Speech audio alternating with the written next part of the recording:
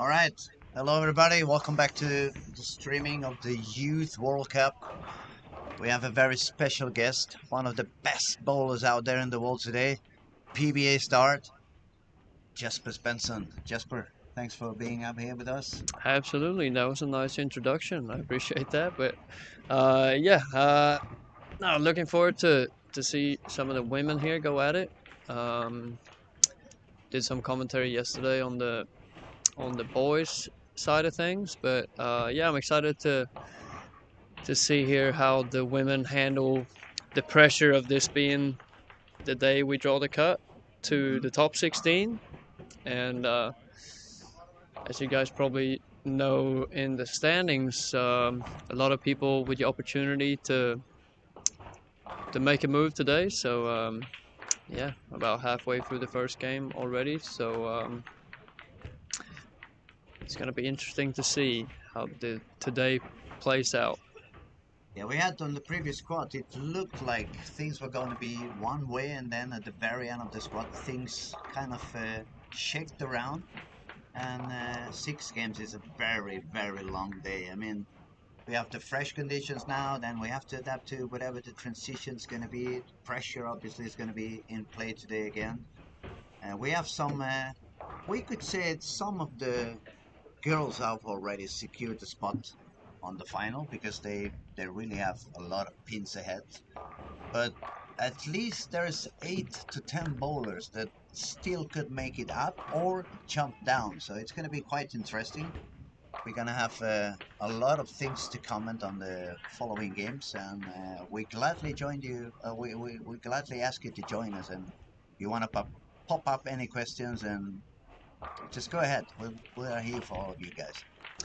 Yeah, we're gonna keep a close eye on the comment section as well through the stream. So yeah, feel free to post your questions, and we will try our best to answer them to the best of our abilities. But yeah, like I said, looking forward to follow the action here and also to interact with all the guys at home watching the stream. So feel free, and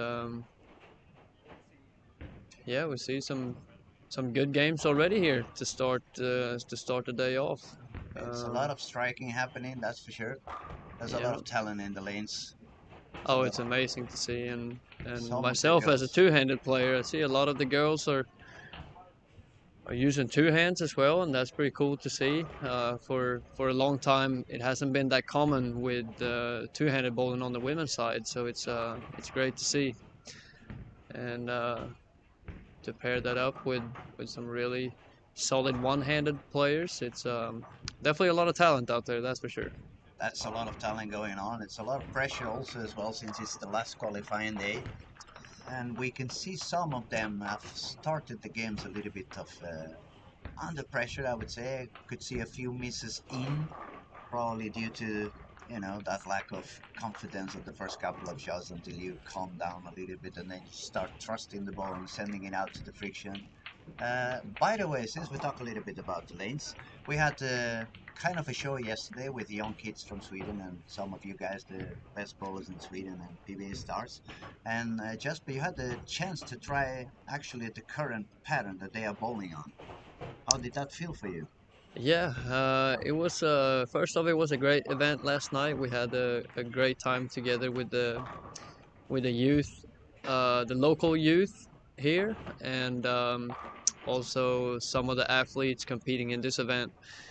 They stayed around for a little bit and hung out, and it's great to interact with the younger generation. But yeah, we got to try the pattern for that event, and yeah, definitely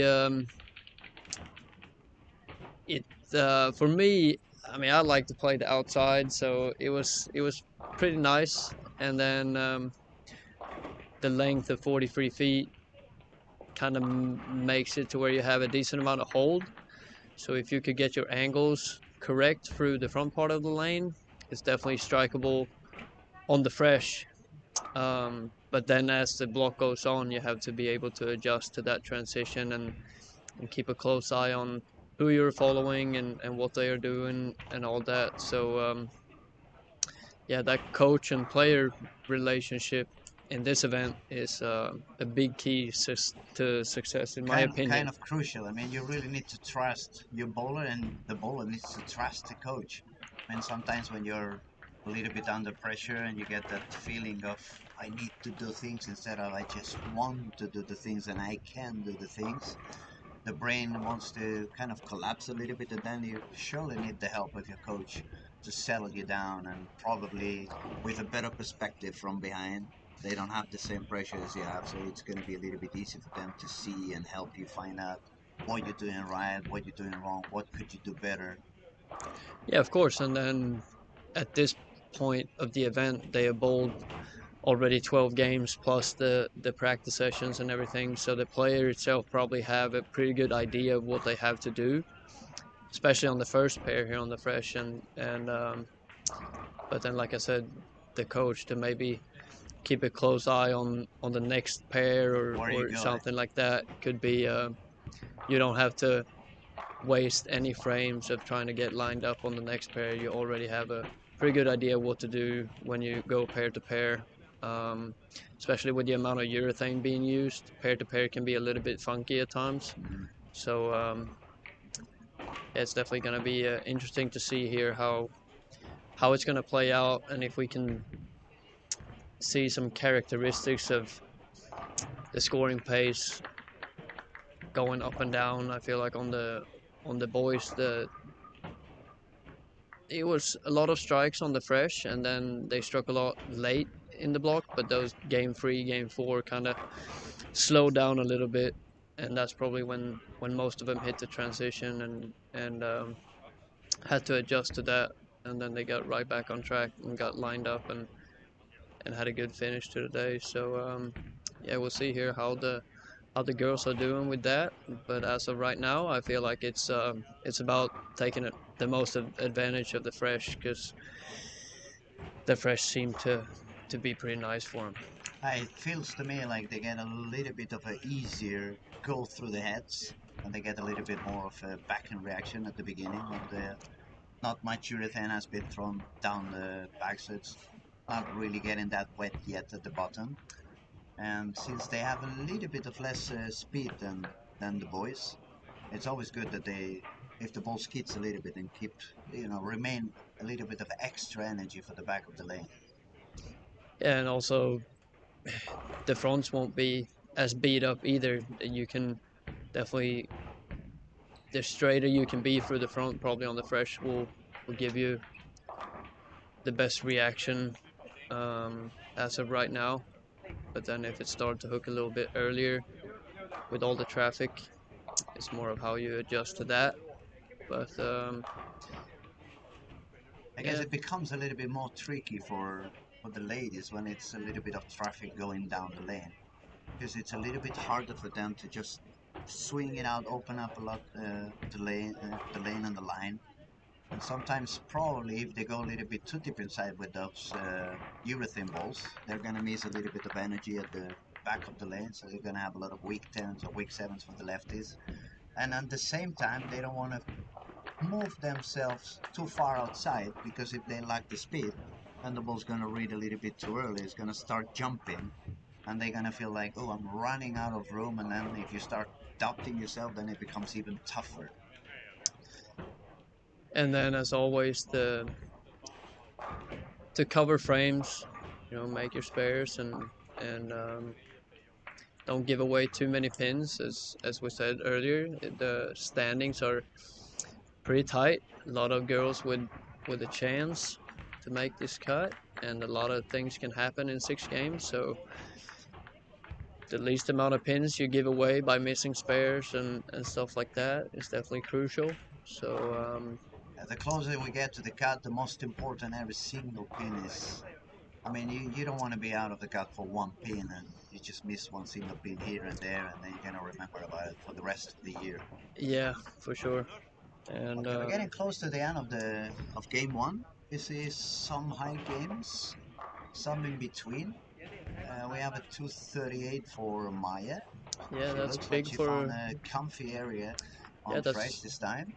big for Maya there. She was right around that cut line. Um, She and was hitting at 11th, yeah, 195.3 her average. game her game 13 is already in there. We get really quick updates on the scoring boards here. Um, but yeah, to start the day for the girls, the cut line average was 190.9. So that's probably a You think is it gonna go up? it's tough to say, Hard to but say, it's right? hard to say, It very depends hard to say. But on we're what definitely goes on gonna with. keep an eye on that and see where that average goes to throughout the day here.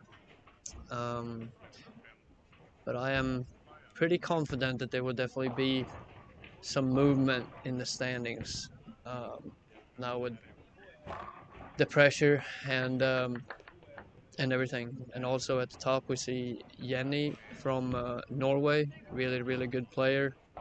Started the day with 235. She is cruising. She was already at the top to in the top three at least, I believe, to start the day. So she's cruising right now and can enjoy her afternoon of just keep bowling well and execute. It's actually fun about Jenny because she's a one-handed bowler. She's using urethane, and I had the chance to interview her after squad one and squad two because she was on top three, and she actually has been using a tactic a little bit we have seen more on some of the boys. She started pretty far outside, then she followed the line a little bit with the transition, but she didn't kept moving in and in and in. After game three, game four, she has been going back to the outside, just increasing a little bit the speed, so she could use the hold over there. And actually, both of the first two spots, she ended up pretty high. Yeah, that tells you that she knows what she's doing. She's comfortable and she's making those right calls together with her coach probably, and they have a good understanding of how they need to play the lanes. So yeah, very impressive performance so far, and been fortunate enough to watch Jenny for a little bit bowling. She's bowling in the Swedish league actually, and she's doing really well there too. So big talent from Norway that we will see a lot of in the future, I'm sure, around here in Europe and the rest of the world. So it's gonna She's be super consistent, definitely. I mean, when you see her game, she's super consistent. yeah, really good. A lot of accuracy, good balance, good release. Yeah. The timing is pretty good. Never early. And I'd like to talk about a little bit of Colombia because they just started in game two. She was very high on day one. She started pretty well yesterday, but then she found some, let's call it ugly transition. She found a lot of oil at the back of the lane and her ball stopped working. And for some reason, they didn't move that far out, at least not the break point. She kept moving kind of parallel, and she didn't start that high today. But now, as soon as they moved to the next pair, I just saw they jumped nearly 5 boards to the right, both the target and the breakpoint, and both did look a lot better. So I think she may be back on track. Yeah, let's see. I think she bowled at Unless least I'm over wrong, 2-0, 7-8. 2-0 something the first game, which is not a bad game. It's a decent game, and she probably spent her afternoon yesterday of trying to find a little bit better solution of how to handle that transition. So yeah, we'll see how she does today. It seems like she have had some good starts to her blocks in the tournament so far.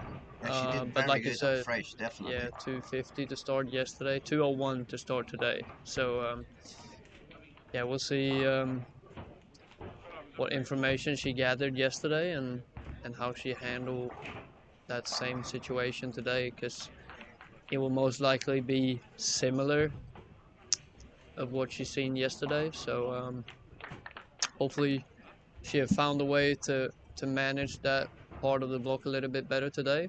And yeah, she's sitting comfortably in fourth place right now. So she's also cruising as of right now. And the biggest comeback yesterday by far was by United States. She had a very rough Amazing ball. first squat, but yesterday she rocked the alley. Yeah, I think she shot at least 80 pins more than any other competitor on the squad yesterday. She was really, really high. yeah, some really impressive work there, and as we all know, that the bowlers from the United States that represent Team USA, they have very good knowledge about the game and solid physical game and everything. And yeah, she's definitely one to watch out for here for the other girls for the rest of the event. She will And she definitely does it be up very there. good. I mean, she's got the speed on the leg, she's got very good timing, good release, good power. It looks pretty solid to me. Yeah, really good, really good. We had the change in the lead at the moment. Norway standing on the first place after a 235. Denmark held okay with a 205 on the second spot, and Costa Rica dropped down to the third place. She shot 188.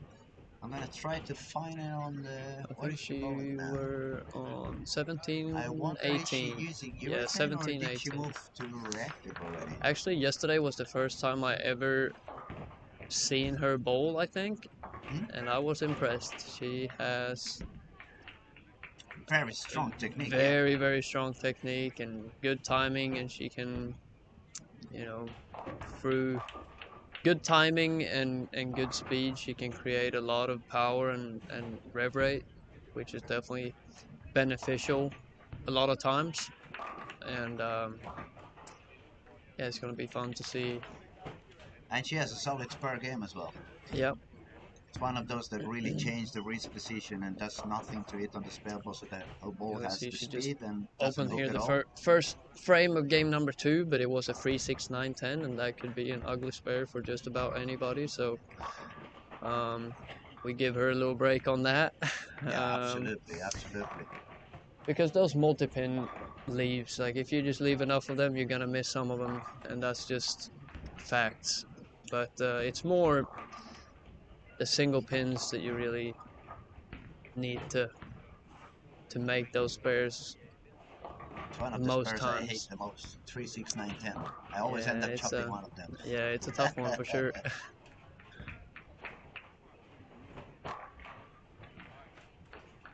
I And remember Denmark stays Mr. pretty solid. I mean, she stays out there with the purple hammer on the left side. She bowls Yep, pretty smooth.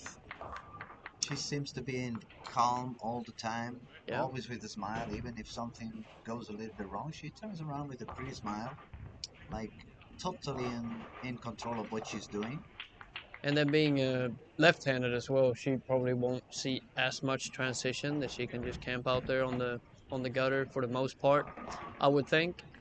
Um, See, there are only a few lefties on the squad here, so she's definitely also enjoying the experience, I believe, out here. She's doing just fine. But here we see on for Jenny on lane number 8, I believe it is. Yes, starting this game with 2 opens after that very good first game, and that's that. Just maybe a little bit of transition that happened already, and that moving pair to pair can trick with your mind a little bit. And we'll see here Yeah, we see if she also finds a way to bounce overcome, back yeah, here. Yeah, overcome that one. We see Maya also. She shot 235. She just moved to lane is it 3 and 4. yeah, Yeah, 3 and 4. She's yeah. got The no strike yet. weak 7 pin right there. It Probably looks the like maybe ball. it's a little bit longer on this bird than it was in the previous one. We have Yeah, been the ball seeing might have during rolled the out a little bit and goes a little bit forward into the pins, like we normally talk in those terms of reading the ball motion. It looked to me as the ball went a little forward and didn't quite have enough angle and power through the pins. And we all have our own little tricks change to that. manage that and just try to slightly change the angle.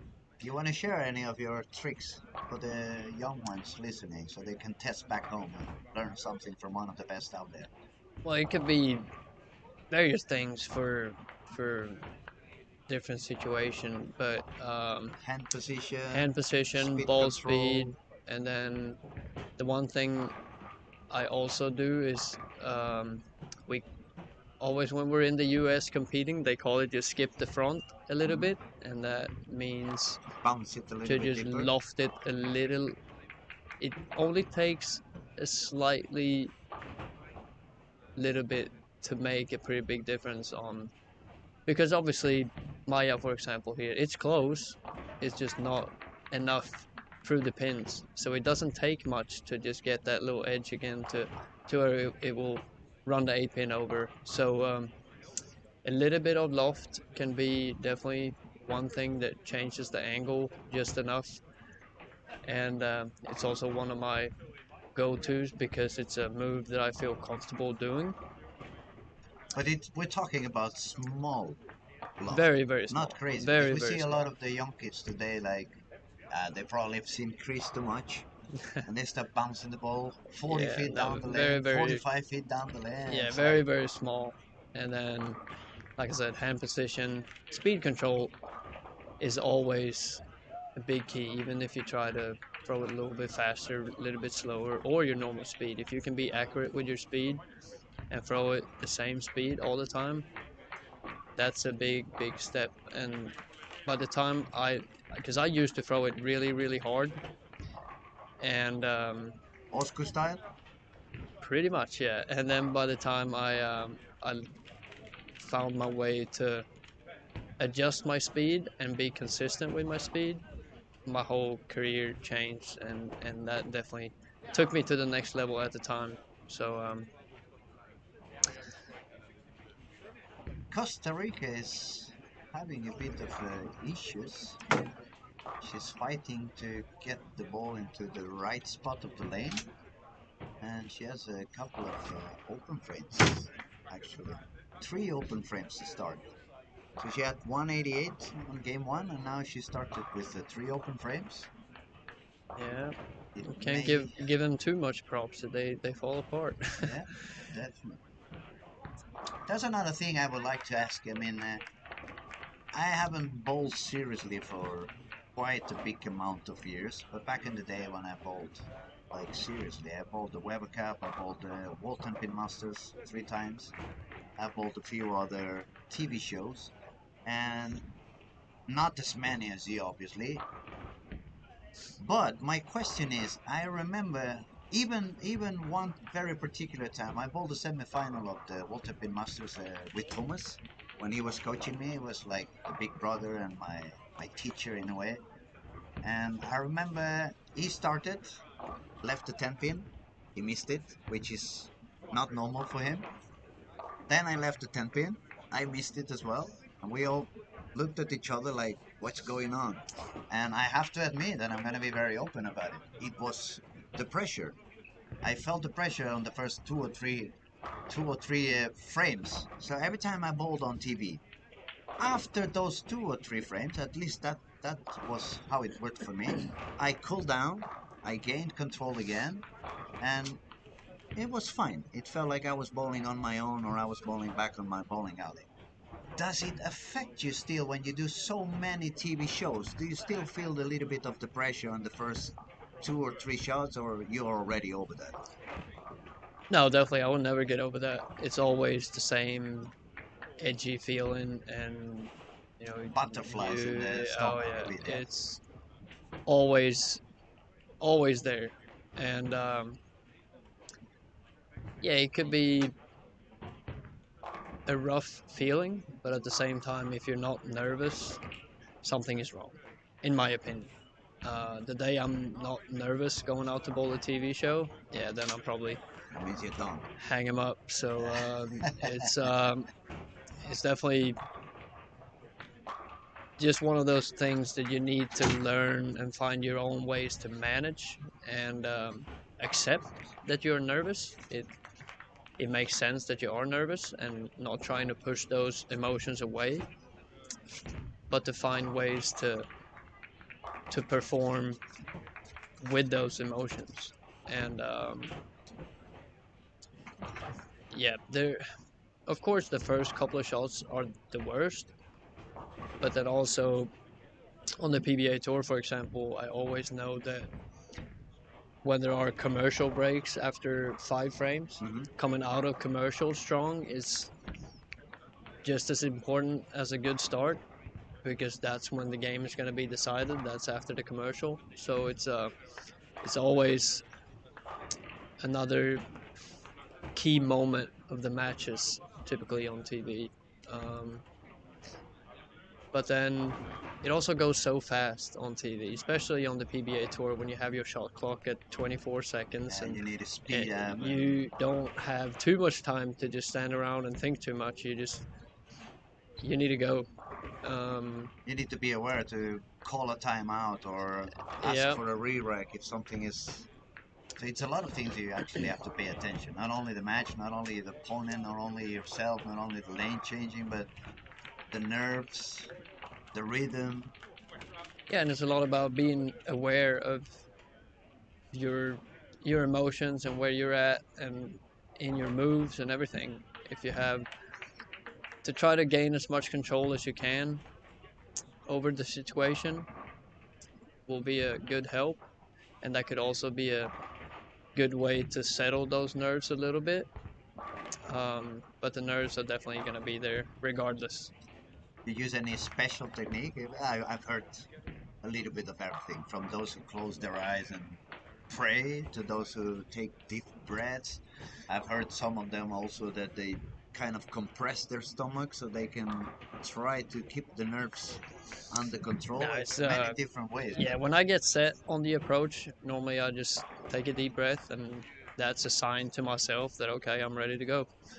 And then it's just about perform a good shot at that point. But that is like my trigger to make sure I'm ready. And but I think I do that almost every time I bowl, not only on TV, but that's kind of my trigger always to take a deep breath just before I start moving. that's very interesting. I mean, there's a lot of things you guys can learn from people like Jesper. He's got a lot of experience. He's been bowling worldwide, bowling everywhere. And all those little tricks and things he's commenting. I think it's good for you guys so you can learn, you can use, you can try on your own.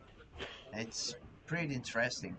Um, on the morning when I was talking with Joachim, I said there's a lot of people still today complaining about the two hands because hey, you shouldn't bowl like this, shouldn't bowl like that. For me, I never bowl two hands. I always bowl one hand. It's way too late for me to try to bowl two hands. I don't have the speed. I'll never have it. But I'm not complaining about it. I mean, I compared it with a high jump when they usually jump forward, and all of a sudden, right, jump backward, 50 more than the other ones, and then everyone realized like, ooh, maybe we should start jumping that way. And maybe since I'm a little bit old and I bowled on the times of the Boden lanes and where each lane was completely different topography and the lanes needed to be resurfaced once a year, and especially in the south of Europe that happened once every 10 years, not every year.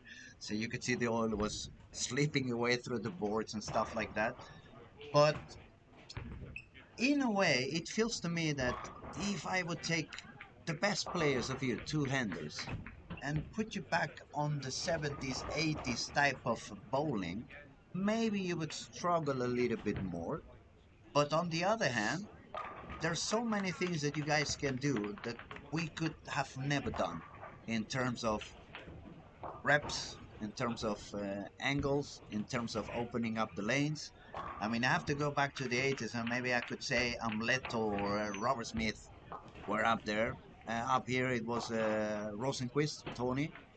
But not that many bowlers could produce such an amount of rep rate. It was a little bit more of accuracy and repetition than it is today. But also, on the other hand, today you have to pay a lot more attention to whatever the pins are doing. Back then, to bowl 220 to 25 was enough to make top three anywhere. Today, when you bowl 225, you don't even make any cut anymore. So, what do you think about that? Do you think that the game has evolved in a way that it actually should be easier to bowl two hands than one hand nowadays? Uh, Hard to well, say. I yeah, mean, it's goods and bads, but yeah. I mean, to the people that complain about two-handed bowling, I'm not gonna say what I want to tell those people on stream, but it's I think it's more about develop to today's game, right? I mean, I can't speak for what was in the 80s or 90s even. The game was different back then, sure. And that's why I've always said that I have the utmost respect for Walter Ray, Norm Duke, Pete Weber. Those guys have been on top of the world through so many different eras of bowling, and that is amazing. But they have also been able to adapt to all the different stages of the game, and that, in my opinion, is really, really impressive. But as far as two-handed bowling goes, I think that is a way to grow the sport because, as you see on what's going on in front of us, a lot of athletes are using that technique. So that will bring younger kids to the sport. They will have more fun because they can create more rev rates and throw Hmm. more strikes, and that's gonna keep them bowling. So if we want to grow the sport, we need to support the people that actually bowls, right? I agree. So to complain about one technique one way or another, I don't think that is beneficial to the sport as a whole. No, on the That we contrary, we need, actually throwing rocks to each other. It's never gonna help us. yeah, and we get a lot of people while we compete on the PBA tour that think it's cheating and everything, and if it's so easy, anybody can do it, right? Yeah, and I also So I try is to not focus too much on those negativity or those negative comments or anything like that. It's a part of the game nowadays, and I think it brings more young people into bowling, and that from my perspective, that's a good thing. And then we just have to keep learning and adapting to whatever the sport brings us, because there will be more new eras in the future as it has been in the past. There would be changes. Now we know that the introduction of string pins, for example, mm, that would be one thing.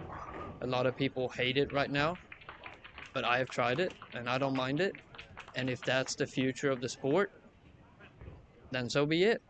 And we're actually gonna have to the learn to adapt to that as well, and we will, because it's not that bad. Like, people are just scared of changes, and yeah, that's definitely, pretty sad. definitely. Like, we need to support bowling as a whole, in my opinion. I agree completely. I mean, also you spoke about Walter Ray, probably the greatest bowler of all time. People talk now about Jason, obviously, for everything he's done, but still, Walter Ray is number one in titles. And the fact that Walter Ray decided to give it a try, and he Yep. bowled before he retired or went to the senior, he bowled for a while with two hands as well. Yeah. I mean, if you get the greatest bowler ever until that point, deciding, me too, I'm gonna go for two hands, that should tell you everything. I mean, for me, it's end of discussion. Yep. And for me, as I've always been a single hand bowler, but if I have to coach a young kid today, unless I really see he's already super good with one hand, and I would, okay, maybe you're good enough and you don't really need to go for two hands because it's in you already. But if I get a brand new kid, I would definitely tell him to go to two hands. I see Sure. a lot of advantages in that. For example, when you guys bowl 50 games in 1 week, you don't have to use the thumb, so you don't. When we bowled 50 games in 1 week, our thumb starts swallowing and pain here, pain there. That's number one advantage right away, already in pain and physical feeling. Then the power, a lot more rep rate, a lot less complicated.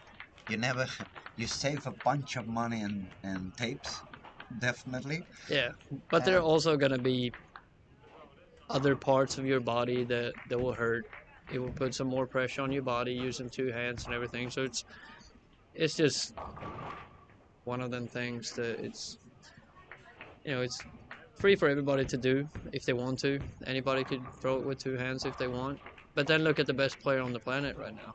That's EJ Tackett. He's using one hand. So now, obviously you can still win and compete using one hand. So yeah, whatever. To the people that don't like two-handed bowling, I don't really care for those people too much, and Keep bowling it's one just hand a then. new era of the Yeah. game, and that's that. All right, we're getting till the end of game 2. We see some striking again. Let's see what goes on.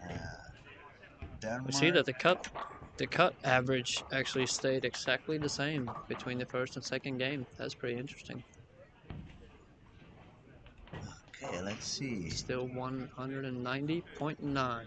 Costa Rica made a comeback nicely after 3 open frames. Yeah, got a nice free bagger there on She's on the way to end pair on the right, still make 200. and Jenny from Norway went from 235 to 165, and yeah, it's probably got a lot of little loss there on the lane change, On the lane change, and then yes. one game goes by really fast. And same happened to Maya when she moved to lane 1 and 2. Got a couple of open frames. She made 2 doubles Yeah, to save it a little bit for 190.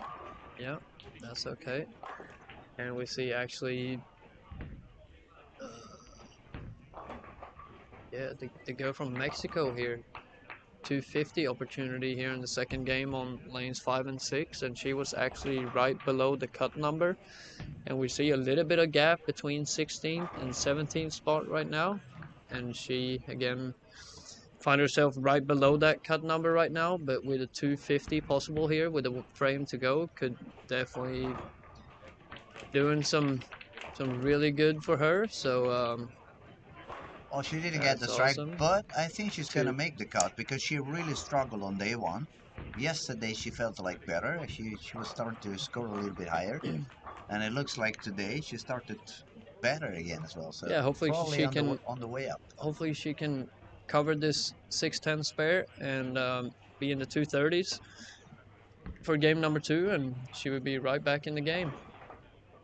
Which she That's a does good right spare, there. yeah, Good cover. definitely. Good cover.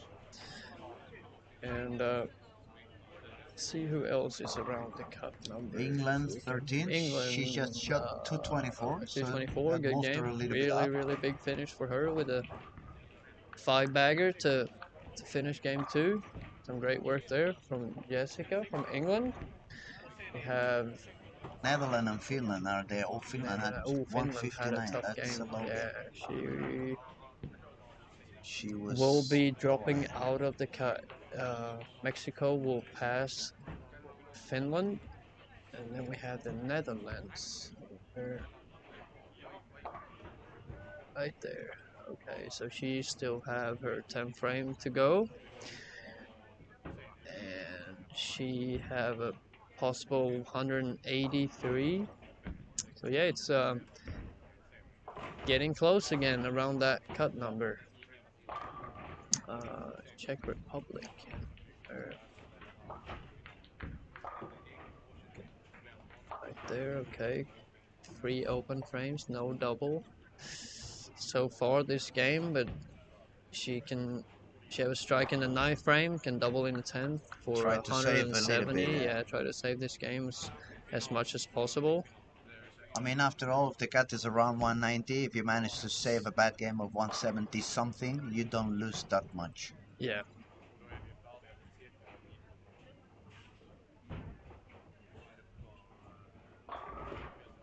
United States 253. She's already in top 4 now. Gotta say though, it makes me so proud to just sit here and the watch the competition. So many countries are represented, and to see the support for this championship in my home country, it's amazing. That's the one thing I've never got to experience is a championship in my home country, and it's amazing that I can sit here and watch the championships from see So you never all the actually got athletes. to like a FAQ medal on your homeland in Sweden. No, I played Nordic championships and stuff like that in Mm-hmm. Sweden, but I don't really But no world count champs that. or No, no European European champions. champs or world champs, and hopefully sometime in the future. But Well, now I'm gonna tell you something. I'm gonna go to bed and sleep very happy today. I can say I did something that Jesper Svensson has did not. I have a silver medal in Europeans in Malmo in Oh, there 1998. you So go. I won There you something in go. Sweden, yeah. But I also must admit that Sweden is like a second home for me. I Yeah, have yeah, I you have lived been here for a coming little up bit. Yep. forever and ever and ever. I was so lucky that you guys kind of adopted me. I was very well treated by some of the best bowlers out there. I mean, I was helped by Mats Karlsson, I was helped by Thomas, I was helped by Ulf Hemnes.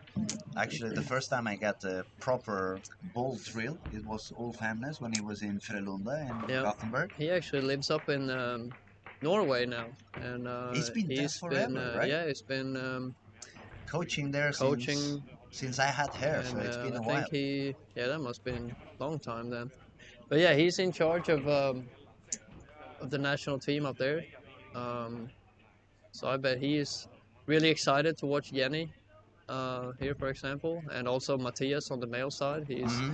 doing some really good work. Yeah, amazing. He's bowling unbelievable. I actually asked him where did he get his inspiration to bowl backup, if it was Anthony or if it was Carl. Yeah, And actually, it was Carl. He it said, does I not took it from surprise me. Carl. And then I go, okay. All right, we got a comment from Doug here, and ball technology has made a lot of advances over the years, and bowlers can change balls to adjust the lane conditions. That is absolutely correct, Doug. It's the bigger tournament you bowl, the it's gonna be impossible to win a big tournament without having the right equipment. So it's definitely a big key for the players to adapt and learn their equipment to be able to make as accurate calls as possible, not to waste any frames at any given time. Um, and like you said, the technology nowadays is through the roof, and they all inspire each other as far as the ball companies to keep develop even more. And but yeah, that's definitely one of the biggest keys in bowling is to have the right piece in your hands, and that's where the best players in the world are almost the most impressive, not only physically but the knowledge, and The they don't. understanding on what they have Um, on their backs, so that they know yes, exactly what they're gonna go and pick up on the back, and they know exactly what kind of changes. Sometimes, at least it was for me that way many years ago when not when I bowled for Soma, it was actually when I bowled for Colombia. They used to send me three bowls of each, even if it was amateur bowling. And I remember I always had a longer pin, a medium pin, and a shorter pin. So I would use exactly the same ball, start with the pin in, and then I moved to a little bit longer pin, and then ended up with an even longer pin. yep, So I had the pretty much the same layout, if you could say. Just the pin buffer obviously was altering, producing a little bit extra flare and a little bit extra back in reaction. So as I moved a little bit deeper on the line, I would just jump to the next ball and the next ball and the next ball, but not even changing the cover stock, not even changing the core on it. So sometimes, if you agree with me, when you are already on that super high level competition and you are already lined up, you don't want to make those big changes, or not always is necessary to go for those big changes. And as soon as just a matter of a little bit of angle, you don't really need to change to another cover stock all the time. You don't really need, you can maintain the same ball just with a slightly different layout, and that's going to be that extra feet or extra board. Agree with that? yeah, of course. And then personally, I mean, I think that people know I like to throw the urethane balls, and like on tour we have the since I'm a uh, since I'm representing Storm products, I have the IQ 78, Love and that ball. and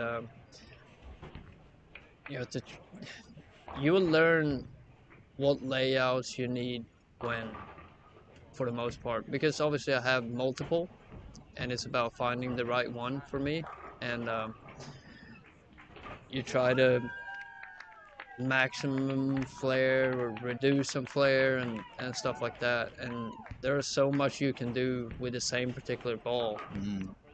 to make it do different things, um, and to add with all the stuff you can do physically to make changes to how the ball reacts.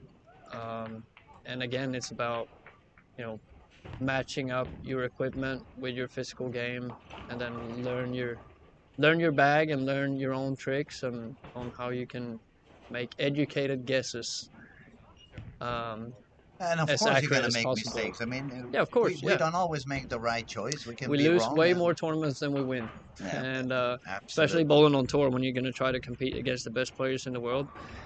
If you make, it only takes a few mistakes To to be be out. way behind. Yeah. So, but yeah, to sum up that question, it's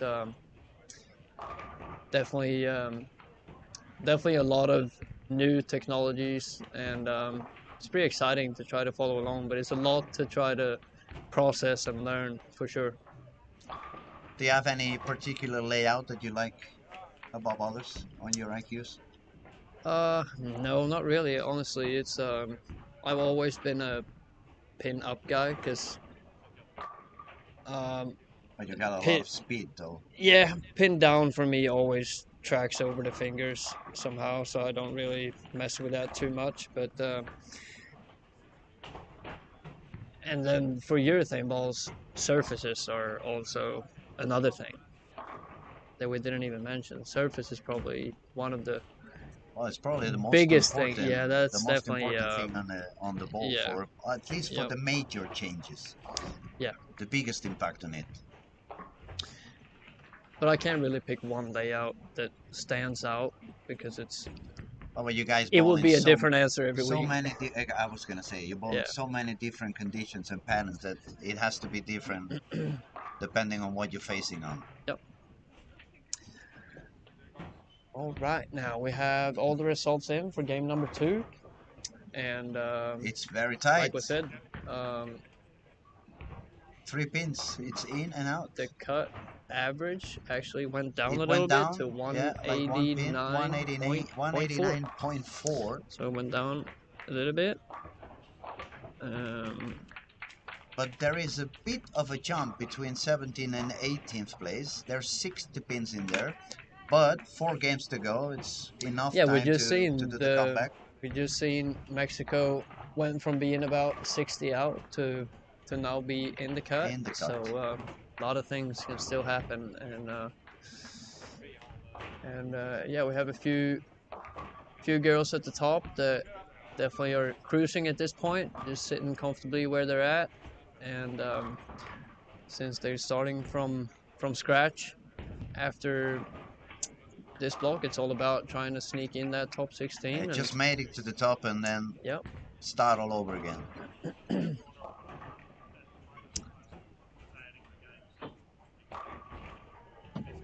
And Jenny seems to be moving further out again. She's got a double.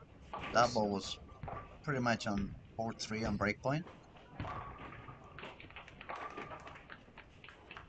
And Maya is probably moved all the way out to the right now. Yeah, she's on 17, 18. Yeah, no, she has picked up a good amount of ground here, it seems, the first couple of games. She's now somewhat comfortably in the cut with, Nearly 80 let's see, pins. yes. And I believe she started the day about 45 ahead, so 238, 191 for her to start the day. Let's see as the results roll by here, if we have any scores that really stands out for us. Belgium was pretty close. She had a couple of rough games, so she Yeah, went rough down a games little there, bit. yeah. Then we have Elin. She lives up here in Sweden, doesn't she? Gustafsson. Yeah, I believe so. I think she plays for the local team here. Is that right? Yeah. So in a Um, way, she's kind of a local, yeah. but with a Um, different pattern on the lanes. yeah, of course. Yeah. Let's see. Yeah, Denmark is back on top. As we said, Jenny Mathisen from Norway had a little bit of struggle there in game number On 2, the previous and game. Yep. Denmark was right there to take back that lead. And yeah, USA with a big 253 game number 2. consistency for Colombia, 201, 201. Some good work there. Thailand off to a good start, 428 the first 2 games. And Denmark is confused. Australia, He's got 4 in a row to start. Australia 45 over for the 2 games. Really good. England with a good start. Yeah, we got some nice scores out there from the girls.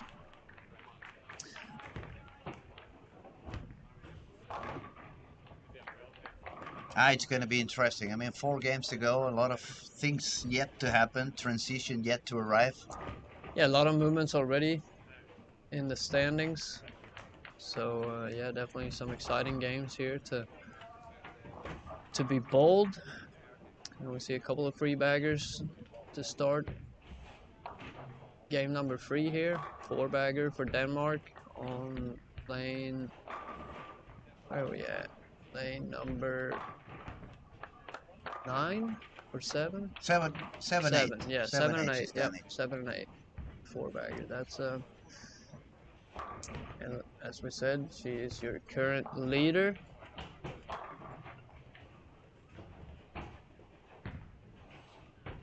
I guess we could say probably top 8, top 10. Yeah, top 10.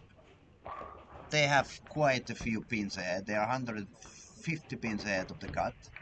So unless they do any crazy stuff, the 10 first We can ladies. say we hope that they will manage their way to make this cut somewhat comfortably, because if they don't, something I mean, something have 150 happened. pins ahead, 4 games to go, and the cut being around 190. That means they have 40 pins per game. If they make 170, 170, 170, 170, should be still enough to make it for those who are already in the top 10. So I guess that's going to give them some relaxed feeling and comfort in the mental part, at least.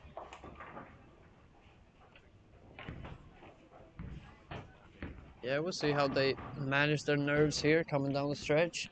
4 games to go. Pressure is starting to mount a little bit, and I'm sure the girls are not looking too much at the scoreboards. I think they just pretty locked in at this point, trying to perform Do their as best, good as and it's just possible. fighting with themselves in a way.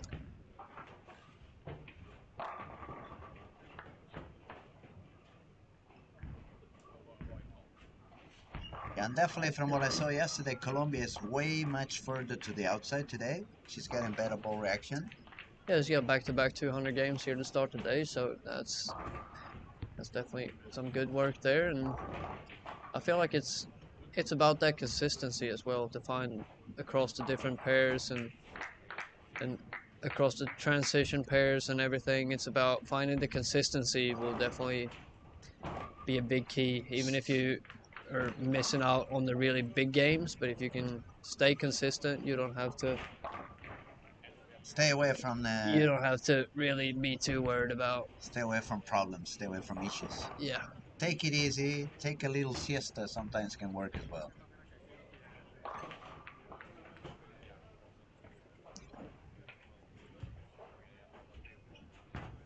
It's definitely coffee time for some of them.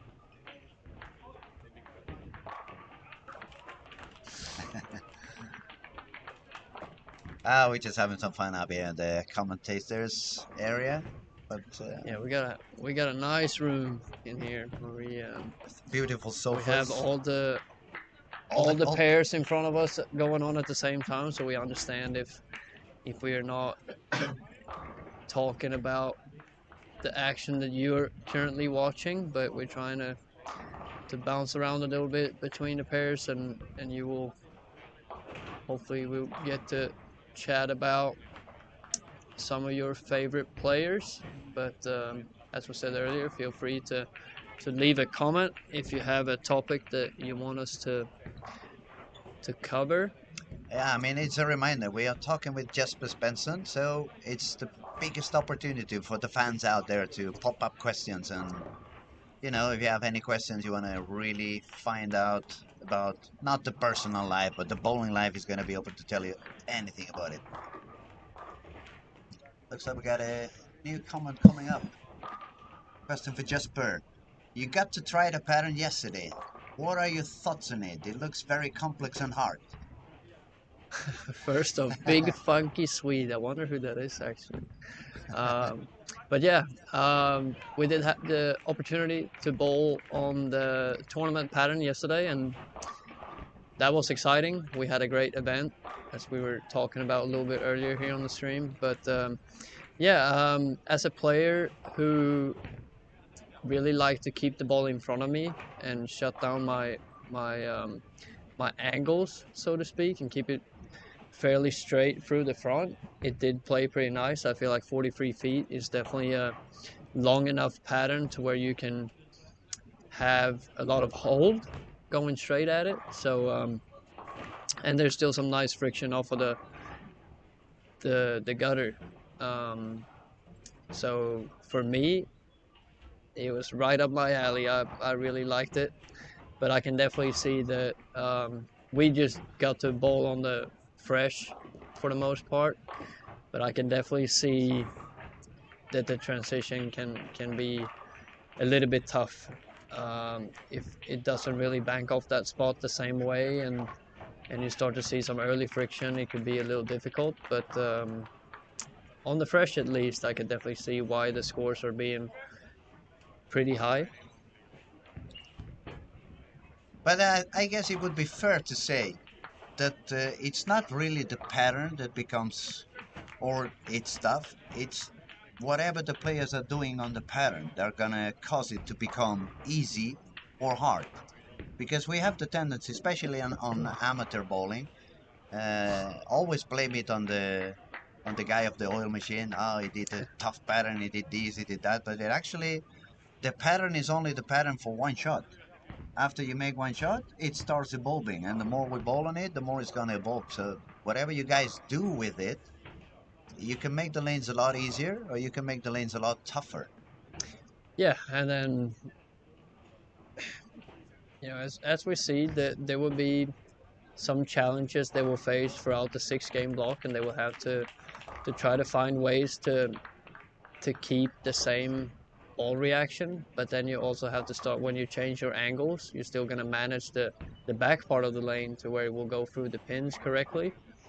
So yeah, it will definitely be some challenges for the players, but I feel like on the fresh is definitely a clear picture of how you can play it. Okay, we have another question. They are asking of any tips on reading the lanes. Reading the lanes. Well, in this particular example, or on for the championships, they know the pattern beforehand, and they have the most of the players, I believe, were trying it out during the unofficial practice and also the official practice, and it's a couple of different ways you can do it, but of course, trying out the different balls that you brought to the event. But I have a feeling that you will start with your Benchmark? benchmark ball, that your kind of go-to ball. And for me personally, I will always try to see how far to the outside I can play and still have somewhat hold, and then see like if I how how much can I move towards the inside part of the lane and still get it to come back if I throw it a little bit to the right. So it's more about trying to find that miss room that you really want to have to really make you as comfortable as possible. But then there are also times on the PBA tour, for example, there could be times where you're really uncomfortable in practice and you don't really find a good solution. And then it's about trying to talk to your coach or friends or something, trying to see if you can get some new ideas and stuff like that. Especially if you're struggling in practice session, you feel like they fly by really fast. But it's yeah, definitely try to be aware of the surroundings as well. See if you can find something on the other players that seems to work pretty good. But as far as your own, you need to try to find that perfect line where you have a little bit of miss room on your preferred room, I guess, because I tend to miss right as a lefty. I tend to miss right more than I miss left. So I would rather try to find the hold than trying to find hook to the left if the pattern is a little bit on the tougher side and you pretty much have to pick one direction or the other. I don't know about you, Louis, but it's for For me, me, I feel like every player have their miss, so to yeah, speak. yeah, definitely, definitely. I think we, on this case, where I would say I would separate tough pattern and professional bowling from league bowling and amateur bowling. I would say 95% of the opens and league tournaments we bowl, it's always going to be some kind of reach and some kind of room to the outside. I'm not going to talk about right and left. I'm going to talk about inside and outside, so both right-handers and left-handers understand what I mean. The only one thing that has not changed in the game is that you always want to find more oil inside your target and you always want to find less oil outside your target. Therefore, when you miss out, you can find extra friction and make the ball come back to the pocket. And when you miss inside your target, you want to find more oil so the ball's going to slide and still get into the pocket. Now, the way I do it, actually, it's very easy. I would recommend you to go and follow, or at least have a view at some of the ball reviews that Chris Barnes is doing on the YouTube, because he usually does exactly what I do. He makes his first shots really far outside, just make sure that the ball has a lot of friction, or how much friction does it have, and then it moves from there. Usually, if you really get used to that, you just need probably 3 frames in order to be more or less aligned. If you put yourself out there in the gutter and the ball is hooking nothing, you definitely don't want to be out there, because you're not going to have any room on the outside. If you put the ball out there in the gutter and the ball just jumps instantly to the left, in my case as a right-hander, or to the right if you're a left-hander, that's going to tell you there's going to be a lot of friction out there. As soon as you know there's friction out there, you know you can swing the ball out there without any issues. After that, all you start doing is moving a little bit deeper, moving a little bit deeper, until you find enough oil so your ball has energy to get through the pins. And you find in a spot where, or you try to find a spot where you can miss mostly onto both sides. uh, I'm the contrary of Jasper. I actually bowl better when I can miss far to the outside, when I can put the ball hanging on the gutter. That's when I feel more comfortable. When I see half the ball hanging in the gutter, that's when I feel happy, because then it's like, okay, I can send it far out there. And since I don't have 600 RPMs, the further outside it's coming, the more pin action I'm gonna get from it. It's the only way I get some messengers. so, but I mean, it's actually very easy if you really get your eyes trained. And when I was very young, actually, I learned that up here in Sweden. I was taught that by Patrick Bowman, and it was not even with real bowling. It was with house bowling. We were gonna bowl some small event in Frölunda in Gothenburg, and I asked him, so what are the lanes? Of course, he was working there, and he knew the lanes, and he knew the pattern, but he didn't tell me the pattern. Instead, he made me have a look at the house bowlers, because as you know, most of them, or at least 50% of them, they don't roll the ball forward, they roll the ball backwards. So the ball is sliding forward, but rolling against the lane instead of forward. And you could see the ball sliding, sliding, sliding until to a certain point where the oil was finishing. So the cut of the oil was there. Then the ball finds friction and it stops sliding backwards and it starts rolling forward. That would help train your eyes to at least see the distance on the pattern. The more you get used to visualize what the balls are doing, the better you get to understanding this type of reaction. And then another tip, I know Pete Weber doesn't agree with that. I know he actually hates it, because I've heard it talking about it, about players like me looking at the lanes to try to see how much reflection of the light is in there.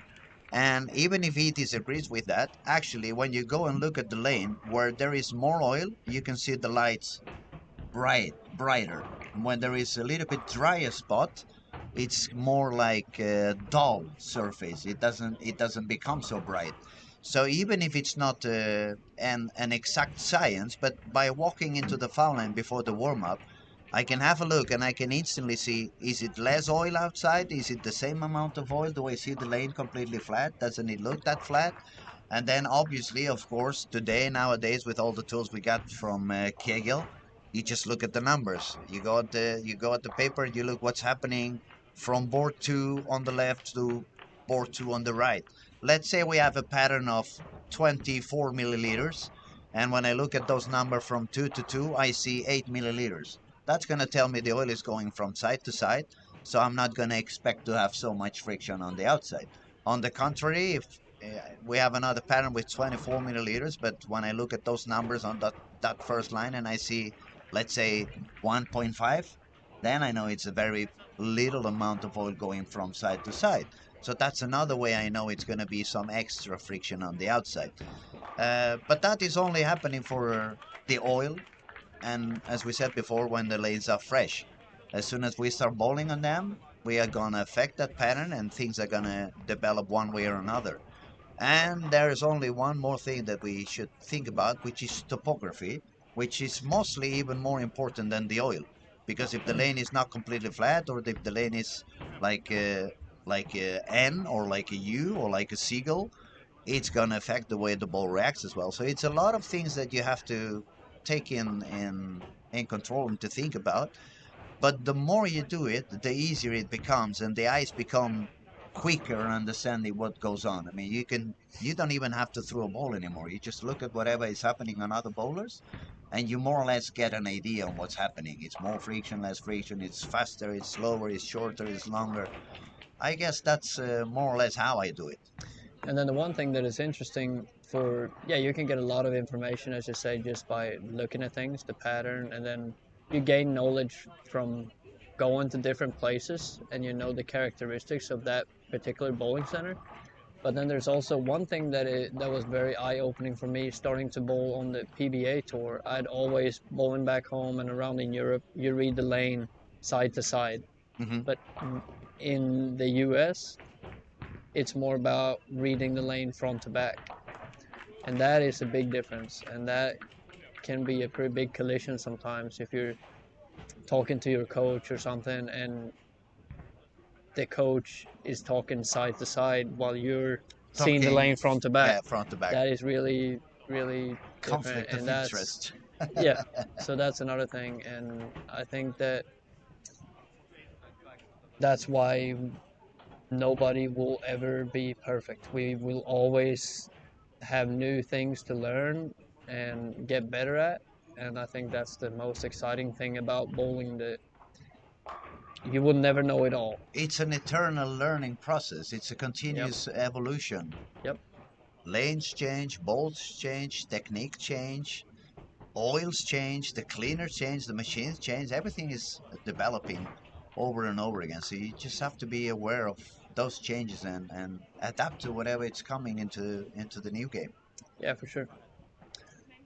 All right. All right. We have Yeah, some we were higher scoring on this game. chatting I see about. a few games of 200 and something. Yeah. Denmark, she was going for a very high game, even with an open frame on the 10th. She's got 246. Yeah. She's sitting We comfortably have up there in the also lead as far as I can see. And Costa Rica went all the way up with a 246. very good game. And Mexico, yes, another 200 game there, 206. She's finding a That's way up. nice. Germany found Nice. the track again. She's got 216. Yeah. And that seems like that's a pretty good game right now. Maya has been a little bit in an issue for the last couple of games. She hasn't Yeah, felt so 180, comfortable. 182 here. Still in 14th place as of right now. She's now at 194 average, still Yeah. about 3-4 pins above the cut. See We'll here, see what goes on the results are after all still of them coming are. in. Yeah, it seems like we got our. Let's see. Yeah, still some changes. Yeah, actually, as a Finland and Netherlands they exchanged positions because yep, Finland shot 6 pins more than Netherlands, so now she's 3 pins ahead. yeah, They were three 3 pins pins. on the Yeah, country and just one game ago. it seems like that could be 16th and 17th right now. Is only a difference of 3 pins. So yeah, we're set up for an exciting Last three last games, 3 games here when and it's we all could gonna get say Czech decided. Republic still have a chance. Guatemala is not that far, but she's not so happy during the day. Guatemala having 160, a 160, 180. rough go so far today, but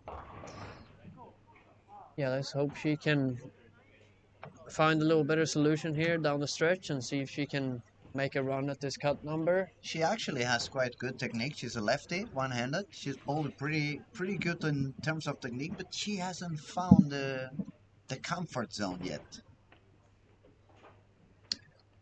Denmark is happily sitting on the top spot, 211 average. Let's see here. It's nearly 42 pins now, actually 42 pins ahead of Costa Rica that came back to the second spot after the 246.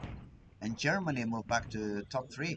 I see Norway is Samantha now 160, Clifton from 170. Australia having a really good day today. 210, 235, 226. That is some great work from Samantha right there. Coming back, definitely. And she's making her way up the standings, up to 8th place as of right now. That is really good.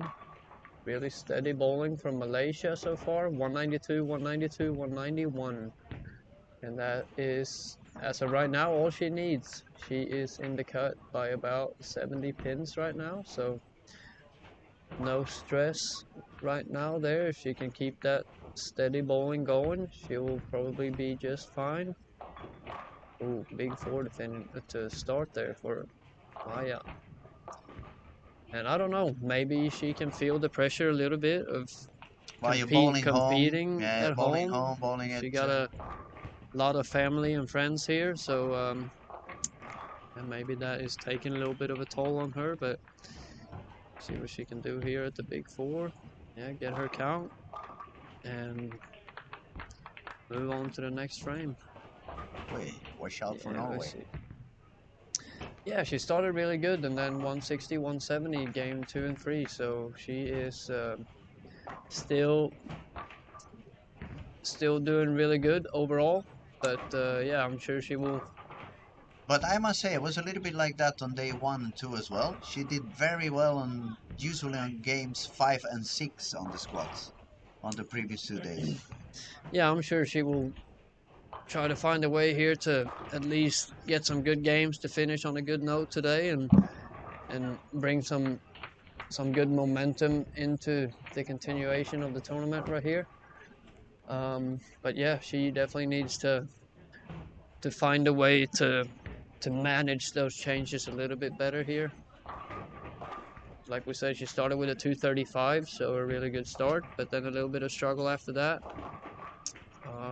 But yeah, once again, 3 pins different between 16th and 17th place as of right now, and it is currently Stella from Finland in the 16th spot, and then we have the Netherlands right below that cut number. Let's see where we have the Netherlands. It All seems the to way to the me left. that Okay. maybe since we have a little bit colder weather today, it feels like the lanes are slightly faster than they were yesterday. I see a little bit less of friction coming back from the outside, especially with the girls that are bowling really far outside. It feels like the ball is coming back just a little bit smoother than it did yesterday. Yeah, you might be right on that. Maybe wrong as well. No, but that's another thing that it could definitely make some slight changes to the lanes, of course. The weather. It's a really windy day here in the south of Sweden. We're really close to the ocean, so yeah, the wind is Some definitely. of the humidity may be affecting a little bit as well. I mean, it's a lot of factors. Some people say, "Oh, you're crazy. You talk about too many things," but actually, it's so many things that have, even if it's a very small impact, but when you put them all together, he can create quite a big difference. That's for sure. The one that I see on fire at the moment is Germany. Really nice She's looking technique, very, very really strong. good. She started with a little bit of tension on game 1, but then game 2, game 3, she's looking a lot stronger, a lot more consistent. Yeah, nice, powerful style. Definitely, yeah. She's up to third. Just like you were talking about earlier, she wanted that interview. Yeah, she won the by interview at the you. very last moment. But she's been out there every day, and now the very last game, she's gonna drop to the 4th, so she can skip my Yeah, and interview. just looking at her, She just doesn't want to hear my silly questions. I'm sure about looking at that. her scores too, she's been steady and on a really good level so far, and yeah, definitely some impressive work so far. Yeah, and actually on that 170 game, she missed 2 single pins. She told me yesterday she haven't missed a single pin yet. She was proud about it. So if she Yeah, makes the the moment you interview, start talking about it, they start to move around for you. yeah, that's the jinx. That's the jinx. That happens a lot on basketball. When you guys look at basketball and they say, "Oh, he has not missed this, a free throw in 3 months." Boom, misses the next one. Yeah.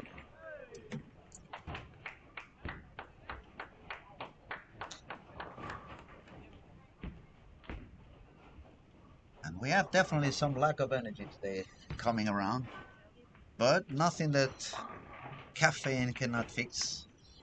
We'll have a coffee pretty soon. Yeah. Can't have too much coffee, huh?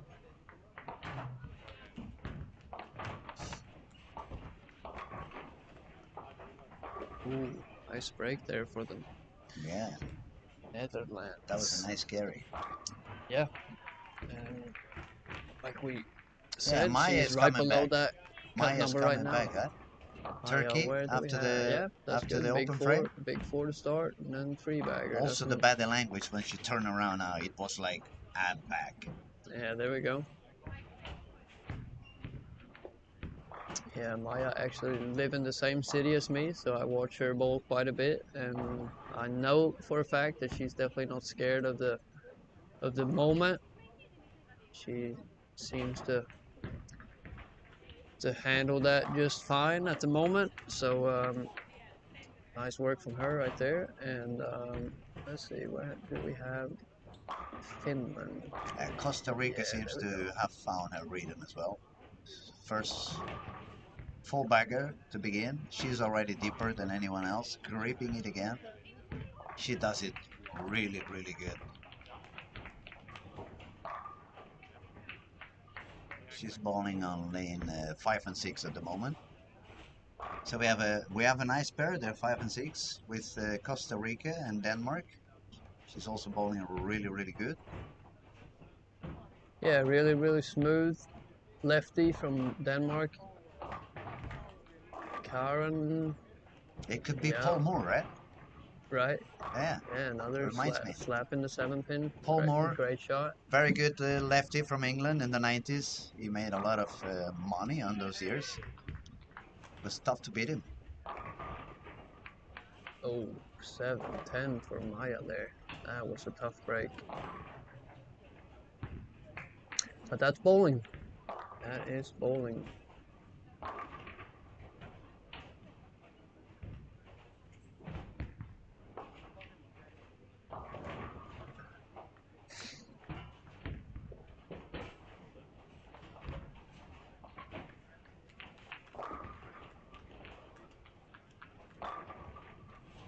Thailand has quite a good release as well. Thailand. She just made a shot on lane 14. So probably can see pretty soon on 13. Yeah. It says the three that are most similar is United States, Costa Rica, and Thailand in terms of technique as a single-handed. You see, I pay more attention to single hand still, because I know I have no That's chances okay. as a I'm two-hander. just as impressed with the one-handed players that I'm I'm not just a bitching about a fan two-handers of at all. bowling. I'm just a fan of bowling, so I gotta say I'm really impressed by a lot of these athletes and also on the male side they definitely make me feel like I need to work really hard to Stay up. stay up there. There will definitely be A lot of competition coming. hunting us Yeah. down Yes. in a heartbeat. Yes. So it's amazing.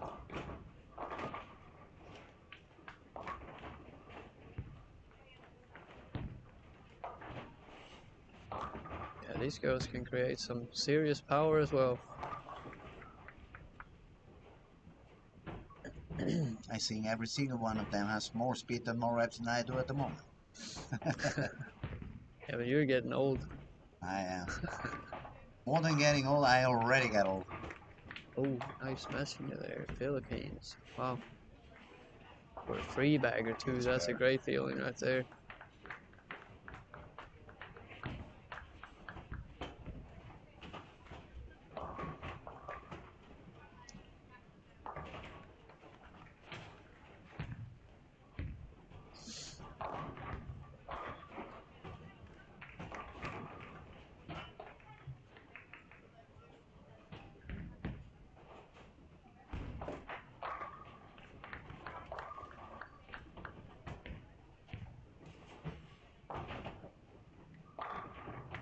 Start to see Jenny from Norway starting to move further outside, trying to do what she's done the last couple of days, moving further out, find the friction. But she found too much friction. That shot she just did on lane 4, it jumped immediately as soon as it hit the ground. So it's probably going to need to increase the speed over there. We actually have the front six for Costa Rica now. Yeah, I said she looks, the body language looks like she's comfortable again. Great cover from Jenny there. 36910. Didn't get her this time, so yes. that's a good job there. It just brings me back a lot of memories watching this. It's not that long ago when I bowled these kind of championships. I never got to bowl the singles World The Cup, youth but one. just the Oh, opportunity to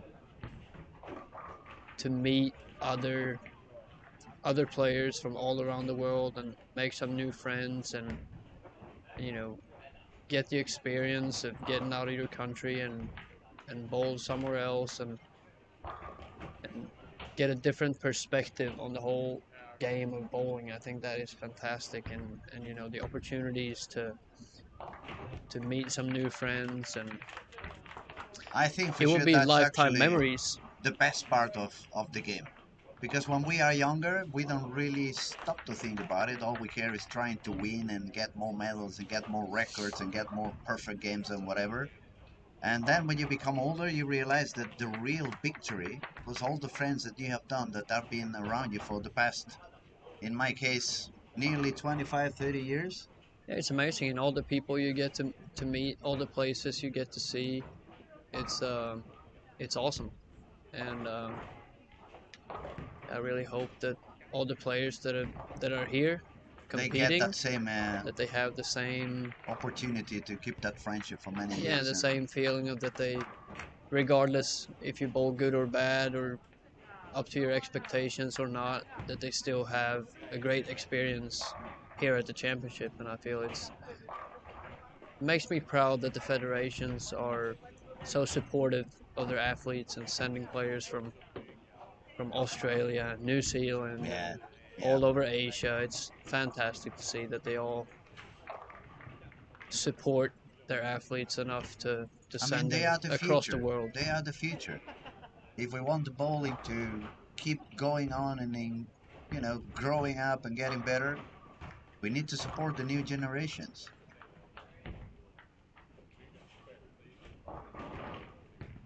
Okay, you think we're gonna see the first 300 or not on the ladies?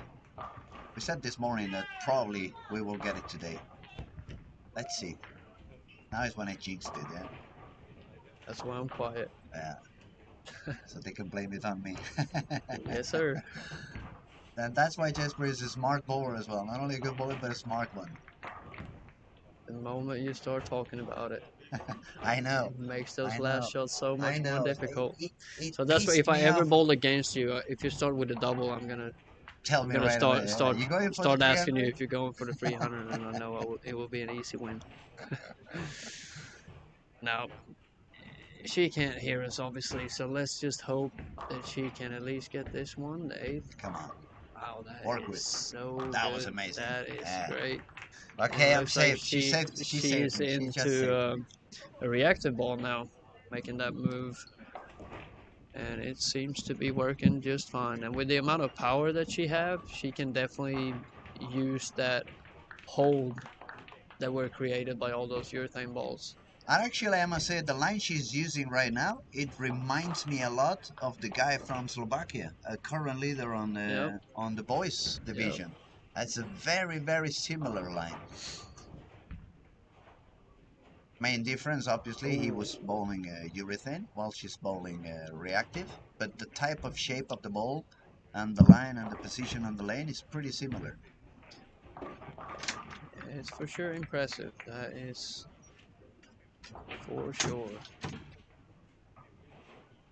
We see Karen from Denmark keeping it really nice and easy, and got got a free bagger and a double this game with a few 9 spares in there, so that is really good. She will definitely be Oh, she's got to a 4 count in with here Jenny. She just got a down the 4. stretch. Yeah, So, still trying to as I fish said, for that second perfect time in a row line. that lane over jumps for her.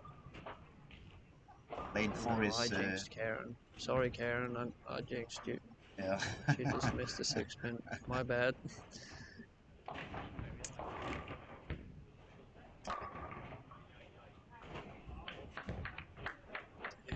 You should have, for the people that are not currently watching on lane 5 and 6, we have the front 8 for Elena from Costa Rica, and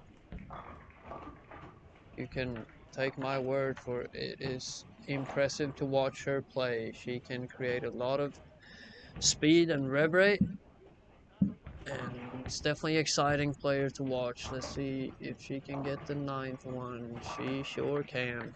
Wow, Impressive. Impressive really bowling. nice. Front 9, so that means now you will have some time to make your way over to that channel if you want to watch the opportunity for the 300.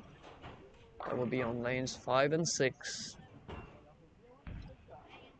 And it's a good pair to watch because we also have the leader, or the current leader until Yeah, now, which is it's Denmark, awesome. also bowling on that pair.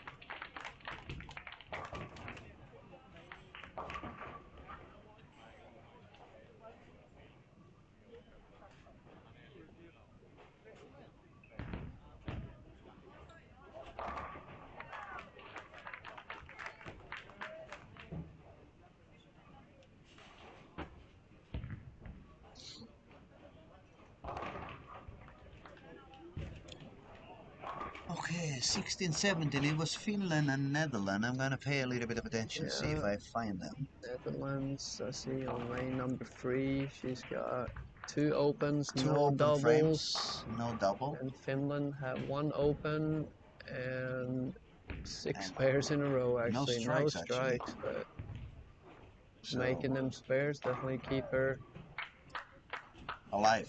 alive at the moment. And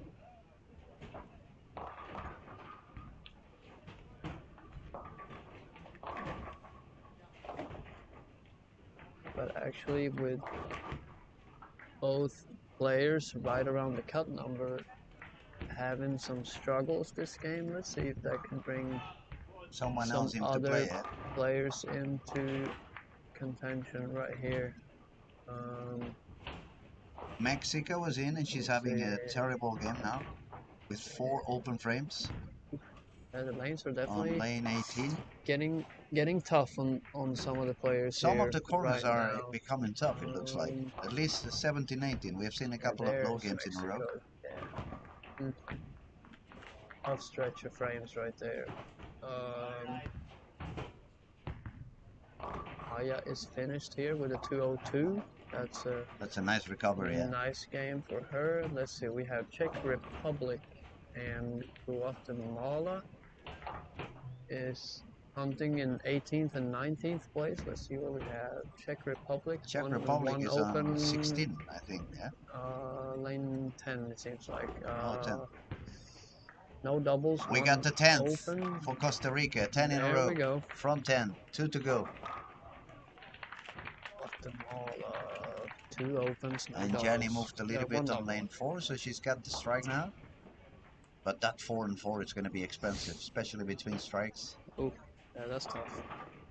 Luckily, she's been bowling good enough beforehand. She don't have to worry too much about anything other than just trying to find a better way to the pocket here. And yeah, let's see here. Costa Rica on lane number 6, working on the front 10. Stay. Looks good to me. Good. Oh, very 11. nice. Very 1 nice. to go. We go for 300. Costa Rica. One more 11 strike. in a row now. Lane 5 and 6. So 12 frame. You better speed up. She's about to get into the approach. We just guy's talking to the bowling manager, so he knows exactly what's going on. He needs to try and catch this one on his He's on gonna his have to phone. run. Yeah, he's gonna have to run. So now if it doesn't work, we have someone to blame on. No doubt in my mind. Okay, here we go. Get this one. That's the key frame. Come on, Elena. Let's get it. Okay, it was out. Hit it. Oh, Yeah, perfect. magnificent. 10 back. Very, And we have the first 300 on the ladies. Unbelievable. Very, very nice. Very nice. Beautiful. Beautiful, beautiful, beautiful. Yeah, she's got the game, man. She's got the power. She's got the technique. She's got the attitude. She bowls really good. On my next live, I'll be happy to bowl like her. Me too. Even if it bowls using the thumb? Yeah. 100%. Why not? 100%. I love all the bowlers. You know that. Okay, so obviously Costa Rica is going to jump into the first place now. She was 57 behind, but she shot 300. Denmark shot 215. So 15 and 57, that's 72. She's going to be on the lead by 28 pins. Denmark's going to be second. Germany, I think, is going to jump a little bit farther away from the fourth position. She's got, what was she? Over there, she's got a Turkey, 9 strike, 9 strike. Solid game again. She's throwing on lane 12 now.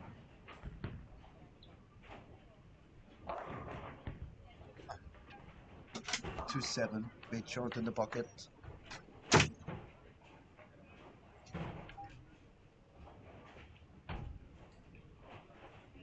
Okay, Jenny saved the spare, so the game is not going to be that bad.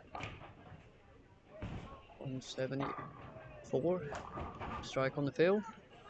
I mean, with a 5-2 and a 4-4, it could have been that an 4-4 in expensive, between strikes are definitely That's costing her a lot that game, but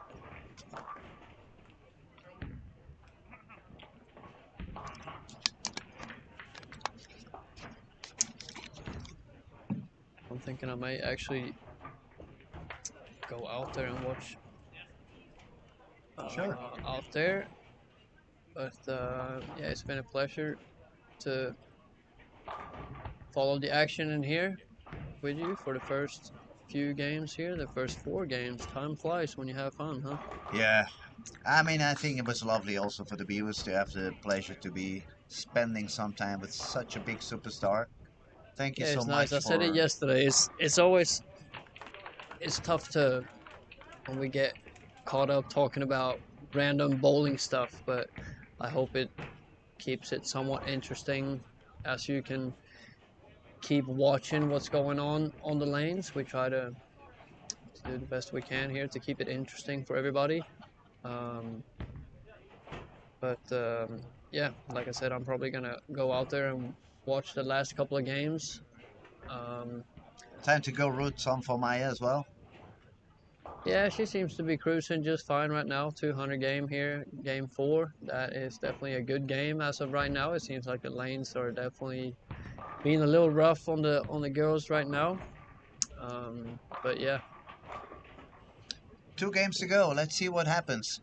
We thank Jesper so much for his company and all the comments and all the spectacular things. We learned a lot with you, buddy, so we appreciate. Thank you very much. Absolutely. Thank We'll you carry guys. on. A couple of games to go.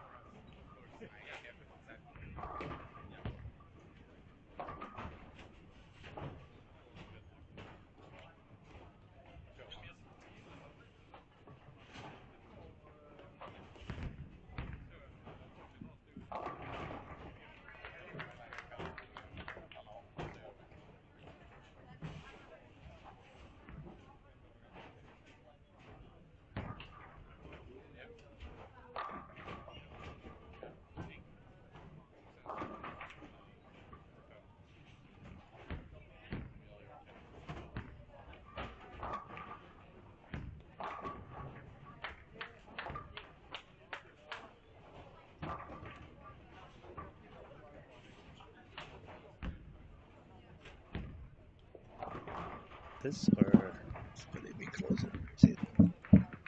that's fine.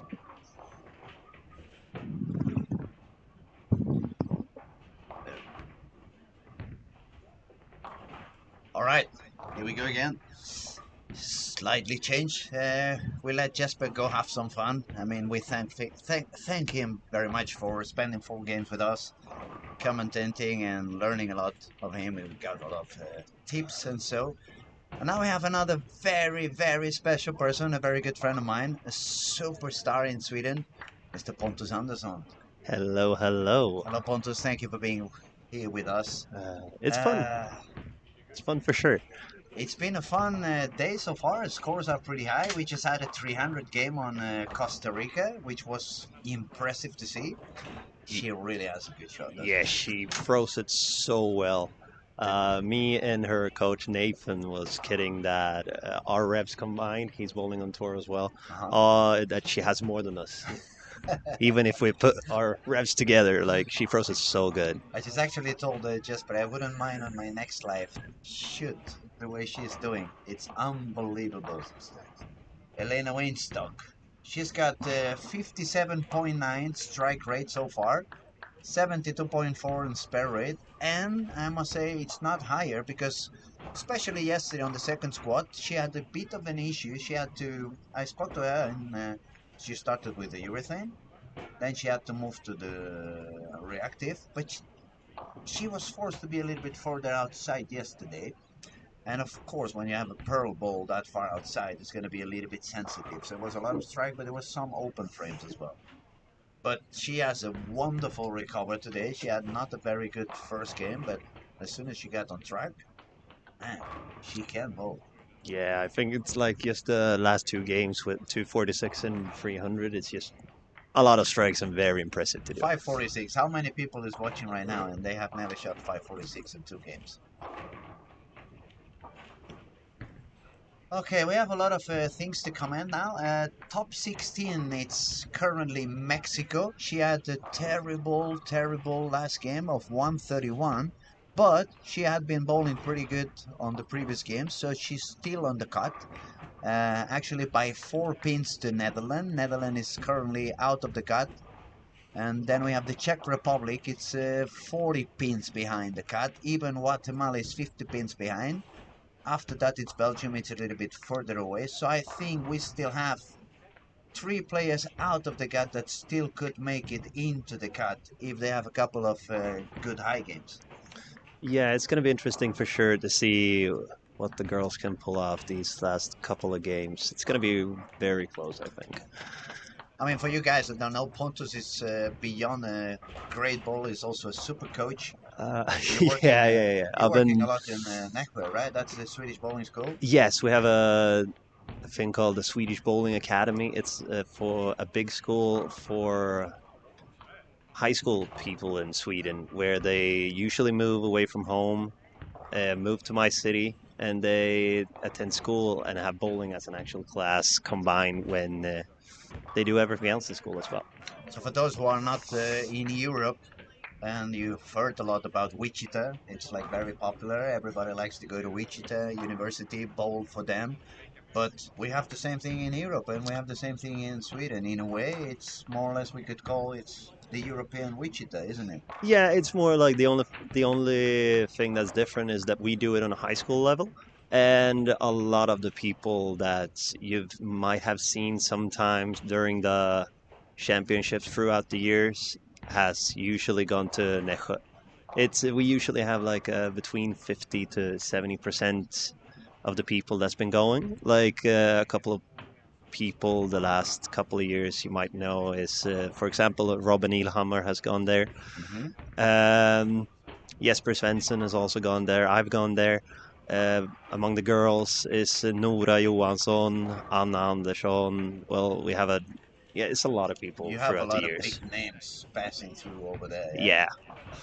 Okay, now I found my excuse. That's why I never was that good enough. I never was in Nässjö. Yeah, it would have been hard to have me as a coach when you needed to go to school. But what I mean is that definitely Pontus knows what we're talking about. He knows about the game. He knows about both boys and girls. He's used to help them. He's used to coach them. He's used not to only compete. So whatever he's going to command and whatever he sees through his eyes is going to be good commentary. And as we did with Jesper, if you guys want to pop up any questions, we're going to be more than happy to answer. And you can do any comments you want on Facebook and stuff. I mean, we're here for all of you guys. That's the main idea, the promotion of bowling. That's the main reason for this kind of event. World Youth Cup, I mean, that was my favorite event on the year. The World Cup, when it was Cubica World Cup, that was always beautiful because we used to share rooms with bowlers from other countries. So that always made sure that you met someone new, and then you always went home. Even when I've been at the top in the World Cup, or even when I missed the cut at the World Cup, it was a very special event. And I believe that we can have these kind of things in the youth as well. It's fantastic. It gives them a place to develop their game, develop their skills, compete against the best bowlers from the other countries, but also make friends for the rest of the life. Yeah, I've been very fortunate to bowl these youth championship for quite a while. My youth championship experience was between 2012 and 2016, so it was a while ago. But I got a lot of my friends throughout those years, and it made it way easier to wanting to travel and compete more, and especially try to beat the best. Cool. Okay, we got some comment up here. Let's see what it says. Paul Moore in the 90s. You've done him dirty there. More like 2000s. Okay, maybe. I don't know. You know, I have a very short memory. I don't really remember when. Yeah, maybe you're right, because back in the late 90s, I was the one that was impossible to beat down in the south of Europe. So probably Paul was a little bit later. It was when I retired. I retired in 2002. I took a big break. I stood away from bowling for about 10 years, something like that. And yeah, probably that's when Paul used the time when I was away. Yeah, Paul been striking a lot Just throughout kidding, the of course. years. Just kidding. No, but honestly, Paul was terrific. I mean, when he found the spot, he started doing strikes, and it felt like he just pressed the, autopilot on the Oh plane. yeah, just like He just pressed the press and autopilot, repeat, and it and then was it was like, like, okay, okay, strikes a lot. okay, see you later. We're all gonna fight for the second spot now. So who was that said that? Richard Tees? Was it Richard? So he's watching. Another big joker. Oh, he's sending a big hack to Richie. Hope we meet again soon, buddy. Maybe for the Lucky Larson. I hope you're gonna be up here and I can give you a big hack. We can have some fun together. We can talk about Paul a little longer. Okay, back to the girls, back to the action. We have on lane 3 and 4, the lefty. She's killing it again from Denmark. She's on top 2 at the moment, but she started with a spare and 4 in a row. Then we have, let's see, Maya. She's struggling a lot now. 4 open frames in In the 4 out of 5. first, yeah, she has And 54 and actually with fifth. a couple of single pin smiths, maybe she's got some issue with the thumb or something. That's not really normal on her, is it? No, her spare game is usually very good. We'll see if she can manage to mark some frames at the end of the game. Try to save this one.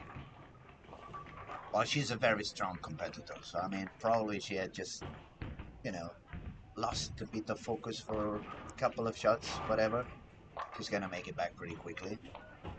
Yes, for sure. And I don't think there's no reason to panic. I think she We was got an like, answer from Richie. He says he's definitely gonna be here up at the Lucky Larson. It's gonna be fun to meet you, buddy. Actually, since we're talking about the Lucky Larson, it's one of those events that you don't want to miss. oh no, it's great. It's I amazing, love the right? Luck Larson. I've been competing in it in every year since it started. And I think it would be fair to say that almost any event going on in Olympia Bowling Alley in Helsingborg, you don't want to miss. It's It's a very special town, very special bowling alley. yeah, it's usually showing the best side of Sweden for sure, with usually great weather, great food, and well, Patrick always has something up in his sleeve, so it always You can always ends up expect having some some fun here. surprises. There's some surprises. Something else is gonna happen Yes, beyond whatever it says. I And usually usually have a it's fun, great time fun here. stuff. Okay, let's see. Let's see how is it going. We're gonna see. We have the girl from Mexico is recovering a little bit and trying to make a better game. Who else is Netherlands was around the there. cut? Where's Netherlands? She's on 5 and 6, I think. Yeah, she has a double, spare double. So they are fighting it now. It's getting It's getting, tight between the two of them. yeah, it's getting closer to the cut.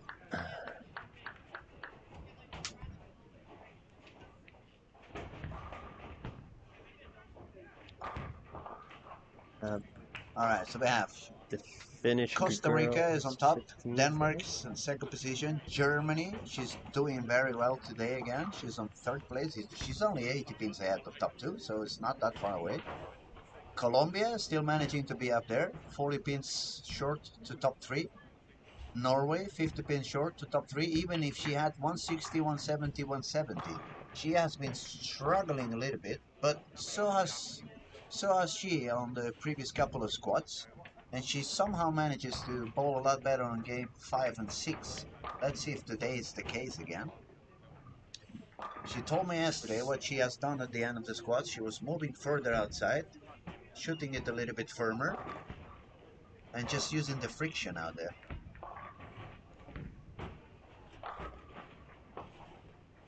I think in going into 1.5 more games, I think the countries to look out for is Finland, Mexico, Netherlands, or Czech Republic. These are the girls that will be very close to making the cut or not.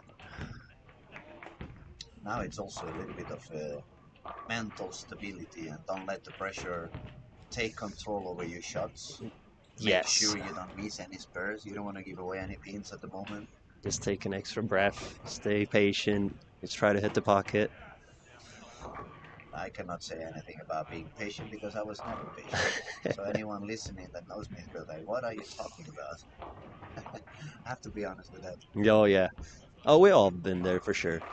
Oh, Where there you're is kind Germany of, on lane 9-10. She's working on strike 9, and a double. and there's a spare on Maya.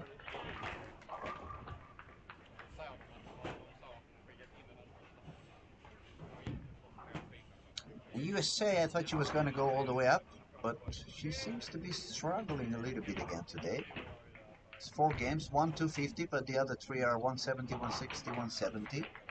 I wonder what is happening with her. Maybe found a little bit of weirder transition than she expected. Yeah, I think if you look at all the bowlers that are doing very, very well are using more the friction to the outside. Because it's very, very dry out there, so the ball hooks every time. So the people that really, really uses it, they usually have a tendency to get a lot of strikes. Yeah, sometimes I think that's one of the issues when they start bowling with the urethane and they move a little bit deeper. Unless they make sure that the breakpoint remains far outside, the Yes. ball's not going to carry. The ball's not going to hit the pins with enough energy, and it's just going to deflect. They're going to have a lot of weak dents and stuff like that. And then on the other hand, if they change to the reactive and they send it too far outside, then it may become a little bit too sensitive and Yeah. become a little bit over under. Yeah. So if you don't really have the perfect idea on what you're doing, it's very easy that you get confused and you get yourself into a bit of a trouble. Oh yes, for sure. On in this week, it's looked like some people have different strategies how to strike a lot, and like for example, it's both a mix of reactive and urethane, but at the end of the day, they just need to figure out what they need to do, follow the transition, get the information of what the ball is telling them, and just keep on bowling. We have definitely seen more reactive balls on the lady squads than on the boys squads. Oh, for sure. The boys are so good nowadays at just manipulating speed, how they release the ball, and trying to get that urethane to work still. But what that they are not so good, it's on sparing. There's definitely improvements. I for keep a lot saying of that people they're out all there. gonna hate me when they get back home and they listen to the commentary. Like, why is he keep telling that we? It's because you don't really spare that good. That's the one thing you need to I, improve, guys. Because then when you go to a tougher patterns and you only strike 3 or 4 times per game and you have to spare 6 times per game, you're gonna get in trouble. yeah, I think a couple of years ago it was way more common that we didn't strike as much as we do nowadays. People strike a lot more now compared to 10 years ago. So 10 years ago, the spare games was way more important. Everybody made their spares way better. But nowadays, you can just strike your way through it. But they are very, very good at it. So And the way you're saying that, you're making me feel like a grandpa already. yeah, I start to feel old in this company You too. start to feel Yeah, like a yeah, grandpa as well? Not a yeah. grandpa, but old. Older for Like a sure. senior. You're going on I've the been way to very, the very senior. happy when But how some. old are you now? 30? I'm turning 30 this year, 30. but You're 30. still 29. Yes. My God, like you. Um, I've been 29. very, very happy this week because some people think I'm younger than I'm actually am, so I'm happy for that. Yeah, you must I'm be gonna live happy. for that You for gotta a be long, long real time. happy. It took me 3 razors to shave all my small white Oh shit, head, yeah, white hair on my head, so I can look a little bit younger, yeah. just a little bit younger. Then you look at yourself in the mirror and say, "What happened? Where did all that hair go?" All right, let's see what's going on. Colombia is not really finding the spot as easily as she found on day one. She had the same issue yesterday when transition came up. She wasn't really finding the carry. It looks like she's been bowling reactive, although she bowls for storm, so she's definitely not going to use the purple hammer. And it looks like the ball is doing a little bit of waffling down the lane. And as I said just a little bit, a few minutes ago, as soon as she sends it a little bit further outside, it becomes sensitive. Over, under, over, under. Now she made a really good shot just to shut me up. That usually happens when you're talking Sure, on TV. she wanted But to show you. You're wrong. You're wrong, Lewis. what are you talking about? Actually, she would say, ¿De qué estás hablando? That's what she would say, actually. Yeah, In my Spanish isn't that good. No worries, no worries. Probably some I'll Spanish I'll stay listening for out there. Swedish. They're going to agree with me. Like, yeah, she would probably tell you, shut up. I managed to say it without any bad words, you see? Pretty good. I'm getting better. I'm growing mature as well. Okay. How's the girl from Netherlands, the Rosanne? Oh, she can get to 230 this game. She's on lane 5 and 6. That's going to make a move up for sure. Definitely for sure. We have Mexico. Mexico, She's on if she 15, doubles, 16. she still can make 200. So that's Stella okay. from Finland can shoot And 200 if she spares this one. And definitely doubles the something last is frame. happening with Maya. She's got 4 misses, 3 single pins missed on this game. And Yes. that's not something you really expect from her.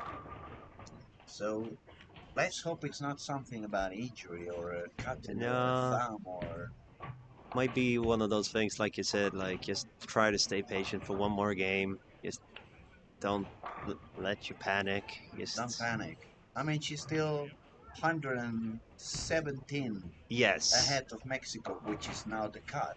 for sure. So even with a low game, she's still gonna be 50 or 60 pins Yeah, ahead of the cut. she's gonna be in the cut for sure still. I think just the last game trying to do one shot at a time, just take an extra breath. That was a very good double for Colombia. Can save the 190 or nearly 190 when you don't really find it to still make 190. That's a very good game. And there we got a strike from Maya. Was that a purple hammer? Yes. Looked like she moved a little bit deeper. Maybe that's what she was missing. Move a little bit deeper, find a little bit of oil, so when the ball hits the friction, it still has the energy to come back stronger.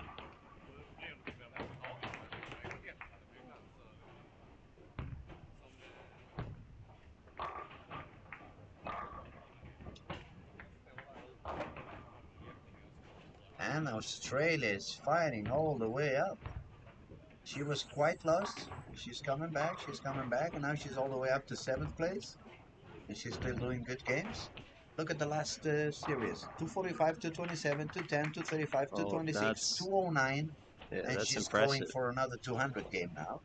We have That's a lot of 200 games in a row. we have Hannah from Ireland on lane 9 and 10 shooting a 240 as well. Where is she standing now? She was 14th going into this one.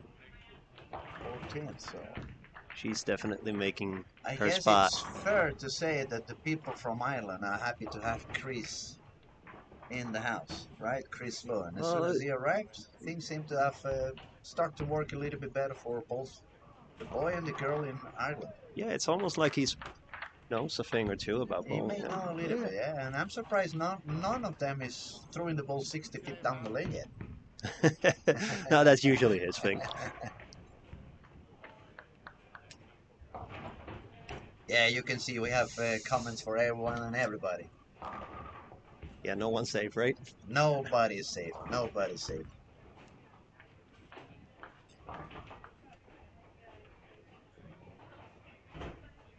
Okay, I found.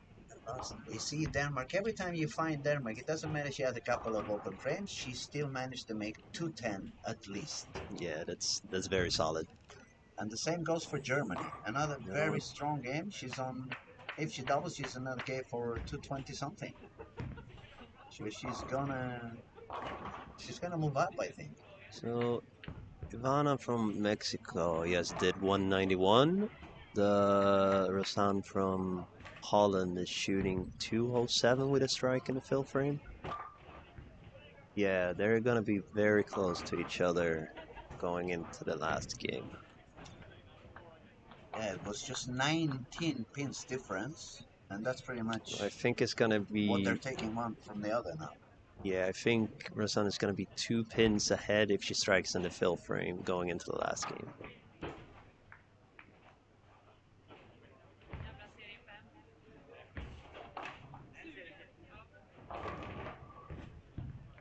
Yeah, the last game is going to be quite interesting. It's going to be some emotions going on, excitement, but that's what we like. But those who say the bowling is not that exciting, well, it depends on when you're watching. Oh, for sure. And it's a lot of hard work behind all of these 18 games all the youths have bowled. And if we have somebody watching that really they are not into the sport and they're not really into bowling and they say, this is not really a sport, let me tell you, it is a sport. It is very complicated. It requires a lot of practice. It requires a lot of sacrifice. We have to do a lot of workout besides the main training of the sport. And it's a sport of repetition. I mean, we need to have certain technique. We need to have certain abilities. We need to become kind of automatic machines. And that takes a lot of hours. I mean, I'm not going to say we train 10 hours a day like some of the Olympic sports, but definitely we practice a lot more than football players or basketball players, to put an example out there. So we should make as much money as Messi is doing. Why am I not as rich as Lionel Messi? I mean, after all, I'm a big name in Barcelona, as big as he was. Not only that, I've been big on the sport and I've been big as a DJ, so I should have twice the money that Leo Messi has, but I don't have it. Uh, for sure. And I should have some money for being a joker as well. So that makes it 3 times the money already. Comedian as well, huh? Comedian, Yeah. yeah, definitely. Don't you see the week I had the other day on? This is all Louis' show. Welcome to the Louis Bowling Show, everyone. We had the David Letterman show, we had the Jay Leno show, we have Randy Peterson, and now you're gonna have me. You think Randy's watching? Oh, for sure. What's up, Nah, Randy? just listening. We love your comments, just so you know. I know some people make fun of you, but don't listen to them. It's the same people that talks bad about the two-handed bowling. Oh, wait. Rosanna is 11 pins ahead of Ivana going into the last game. And then It's getting. Stella from Finland is 1 pin ahead of Rosanna. So it's going to be Finland, Netherlands, and Mexico. That's The three of probably. them are probably going to. Then it's 50 pins up to Maya on 14th place from Sweden. After Ivana, she has about 60 pins down to 18th place. So I think it's going to be 3 girls for 2 spots. Yeah, actually, I mean, I wish I would say the contrary, but I think the Czech Republic already 61 pins down when she has the last 3 games around 170, 180. I don't really expect her to just find a miraculous line all of a sudden and make it to 70 or 280.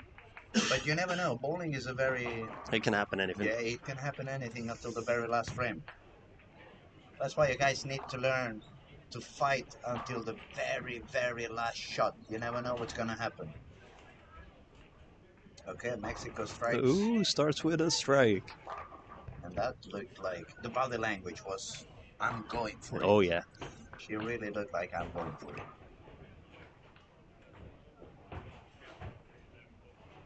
We have Finland on lane 15. Oh, Starting with a moved all the way strike. to full spot.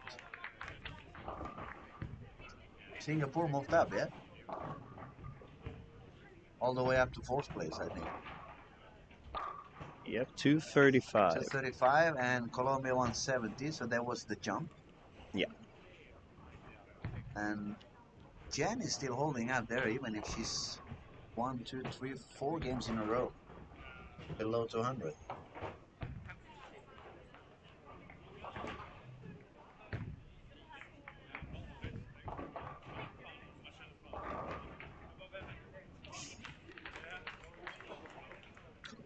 Okay, where is Finland? I haven't found her yet. Lane 15. Started with a strike. 15. Oh, 15.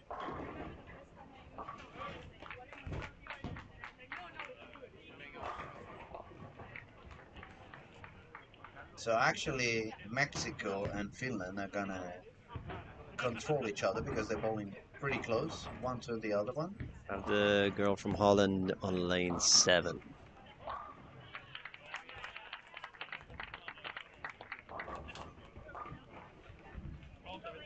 Very interesting.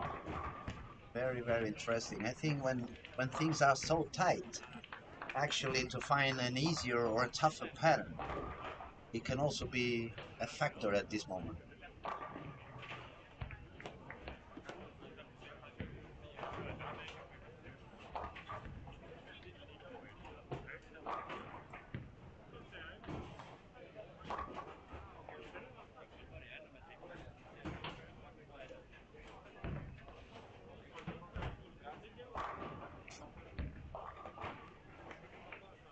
Yeah, it's a lot of tension there. Cuts like a knife. Oh, definitely. Well, I'll tell you one thing, I wouldn't like to be on their spot at this moment. It's been so long I haven't bowled anything serious. I don't feel I would like to enjoy the pressure at the moment.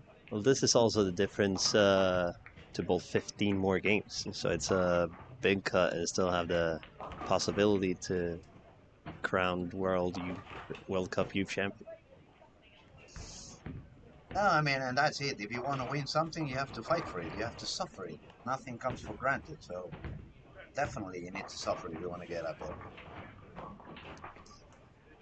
And the important thing is just to get in the top 16, then everything tomorrow starts from 0. Oh, Stella from Finland got a double.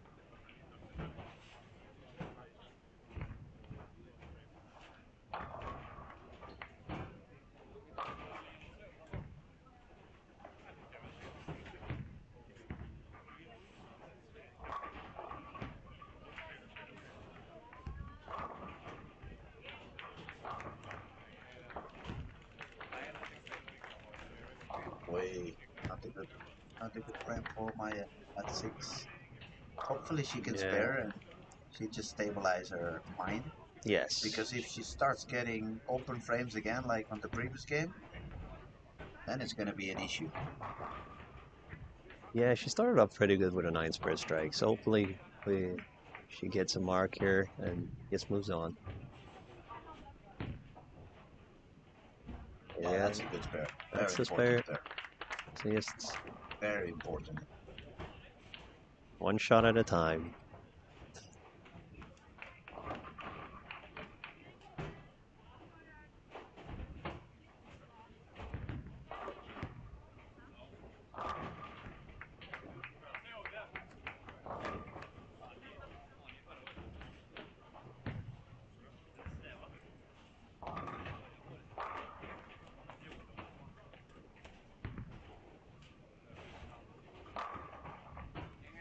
Elena from Costa Rica just making the pins fly so much. She's amazing. Oh yeah. She's got so much power. I was actually having some attention to lane 7-8. Germany's playing there.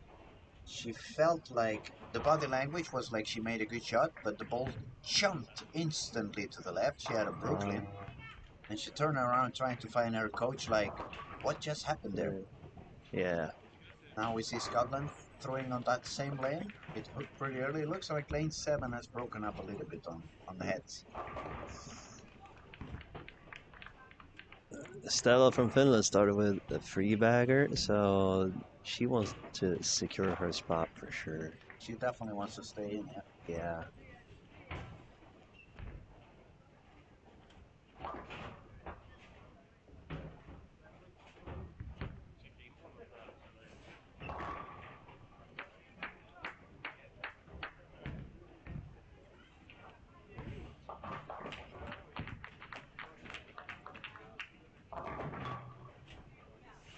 And Costa Rica seems to be very comfortable again. She's just moved in, swinging out with all that power. I mean, must be easy. Just go in, let it go out there, and the ball's gonna do the rest. Yeah, it's when I watch her bowl, it's more like the only thing she needs to do is try to match up with the transitions and how the lanes are changing, and then it's just repeat, repeat, repeat.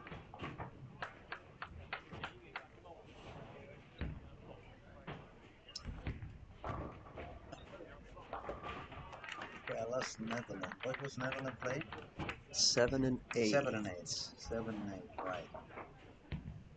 And she's working on spare strike and looking for another spare. So it looks like Netherlands and Mexico at the moment are gonna fight for that last spot since Finland has Yeah, begun. she's Stella is like 20 pins before them, so she's got a little bit of advantage. She's got a bit of an advantage, and now she's got 3 to begin the game with, so... And Maya, that was 50 pins ahead, has started with 4 marks, so she's just staying safe. Yeah. Keep it steady. Don't do anything crazy. Should be safe.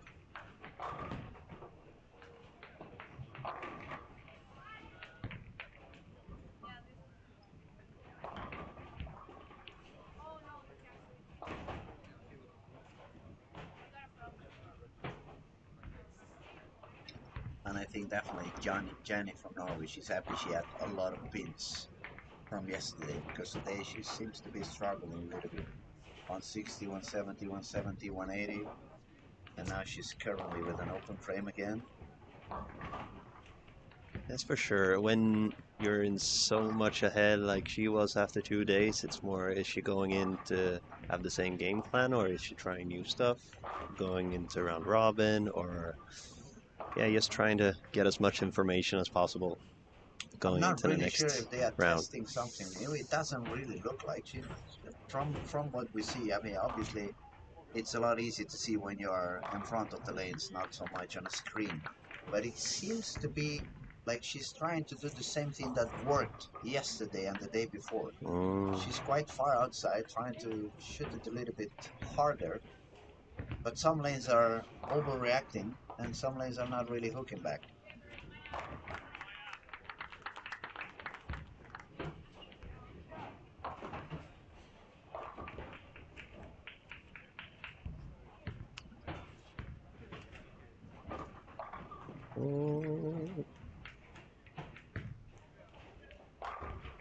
see, she's pretty far out there. Yeah. Now she got a strike. Yep. So Rosanne from Netherlands just had 2 opens in a row, so that gives Ivana from Mexico a little bit of advantage going into the second half of the game. And Ivana has, in fact, quite a simple outside game. She's bowling pretty much on the spot that seems to be working in here today. And she has a solid high-speed shot. So I wouldn't expect Ivana to get into a very big mess at any point. I mean, she's hitting the head pin, taking the spare, taking the spare here, strike from time to time. It's getting tough. It's getting tough.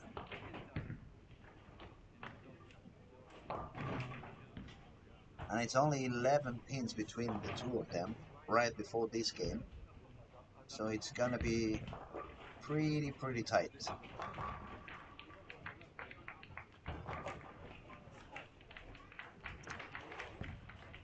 It looks like Costa Rica is gonna keep the top or leading position. She's got 3 strikes and a couple of spares. And Denmark on the 6th frame with 1 open frame, no double yet. And there was a few pins of distance between them. So it looks like Costa Rica is going to stay on top. And actually, depending on how high or low the game goes on Denmark and Germany, that's the only thing that I could see happening up there. Maybe Germany jumping all the way up to the 2nd place. She's working on a 4-bagger.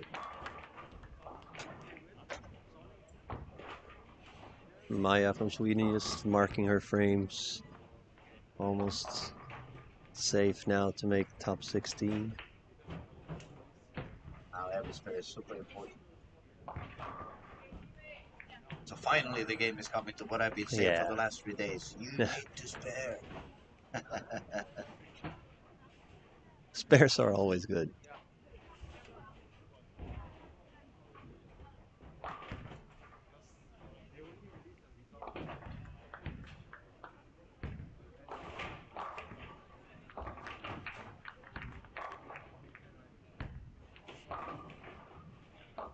Oh, split for Germany.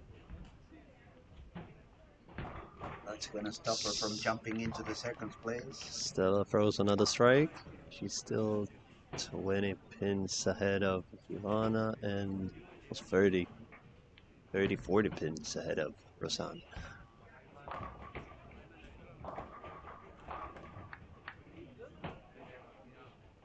Where is Singapore, by the way? She also Lane had the chance 6. to... Lane 6. Lane 6. Yeah, there she is. And it's Jessica a Kim. lot of strikes Jessica Kim on 5 and 6. Yeah. Sophia from Guatemala has started with front 6 as well. Sophia wasn't that far away. She No, just had a lot of issues on day 1. She's 70 pins out. 70 pins. That's manageable when you start with a front 6. Yep, Oh, absolutely. is she making a run for it? Especially if Netherlands and Mexico don't go.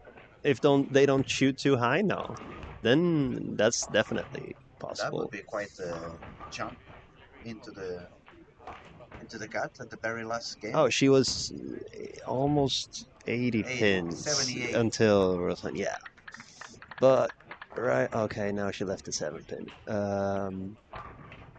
But as of now, she's almost took 50, 60 pins, so it's not that.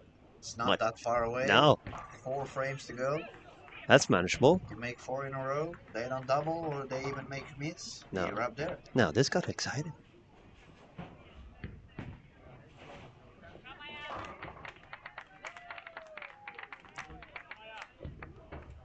Maya just playing safe now. Oh yeah. Now she's just marking her frames, making sure she gets to bowl. It's gonna be more than yes, enough for sure.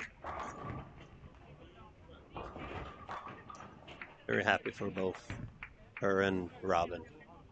Get to bowl more. Got even further out this time. Now she was really out. I'm talking about Norway, Jenny.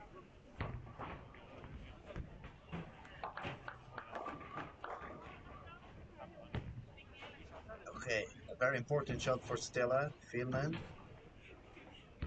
Strike here would be.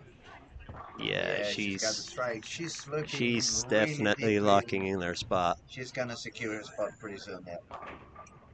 It's more how Costa much Rica continues to play on a league on her own. Rosanne is making it a bit hard for herself. So right now it's looking very good for Ivana, but it all depends on how much Sofia from Guatemala is going to strike as well.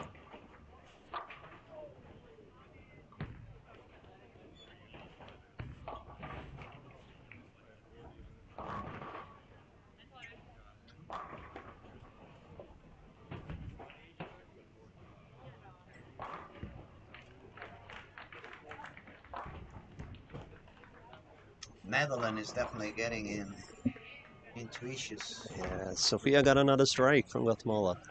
So she's on a 279 pace. I mean, look at that. Netherlands got 79 on the 6th frame, and Guatemala, it's already on 89. 189. So she's got 100 pins 100 in and 7 frames. 110 pins in 7 So frames. she's already ahead of Netherlands. So now the fight is between Mexico, which is throwing the ball now, looking for a double, and she get a double. This is becoming very tight. It's getting better than the PBA, guys. So to make everything easy, right? If Sofia strikes out for 279, which is a massive game, Ivana needs to shoot 202 to take the spot in top 16. Yeah. And Finland is making her job in.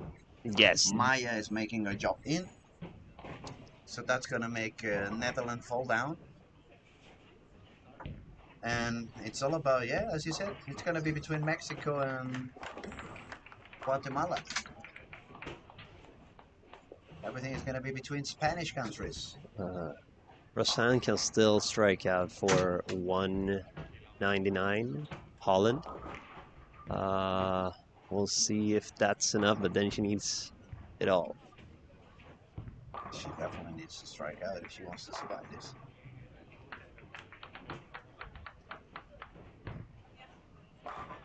Okay. This is getting tight. Okay. Even I am feeling the pressure now. I'm starting to move on the chair, you guys. I'm getting excited. This is looking very fun. Ooh, solid 7 for Finland. But only 2 frames to go. If she spares, she's gonna be on. This one Mexico, goes there right. she goes for a Oh, solid 10. solid 10 pin. Okay, now we're talking, as we said, how freaking important is to spare. I think she really wants to spare now. You don't want to leave that pin there. Maya strikes another time.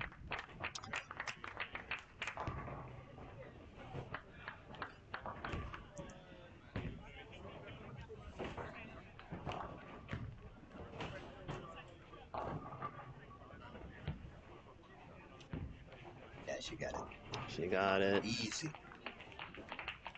Still looking pretty good for Ivana. She's on a 203 pace right now with a strike, 9 spare strike. 31.88. So it was 78 pins between Ivana and Guatemala. Yeah, we're gonna see if she gets another one on lane 5.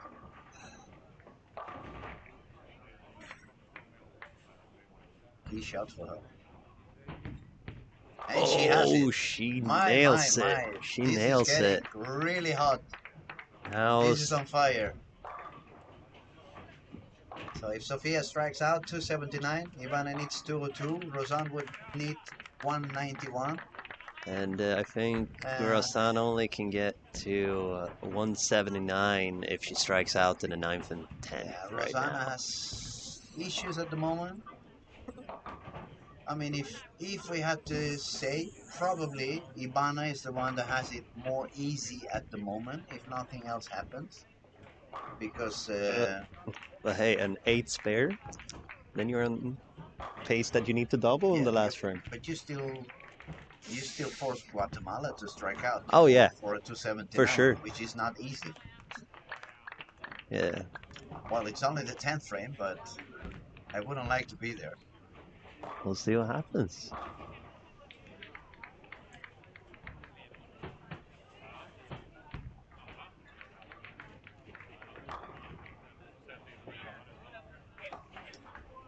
Sofia from Guatemala striking Crucial frame.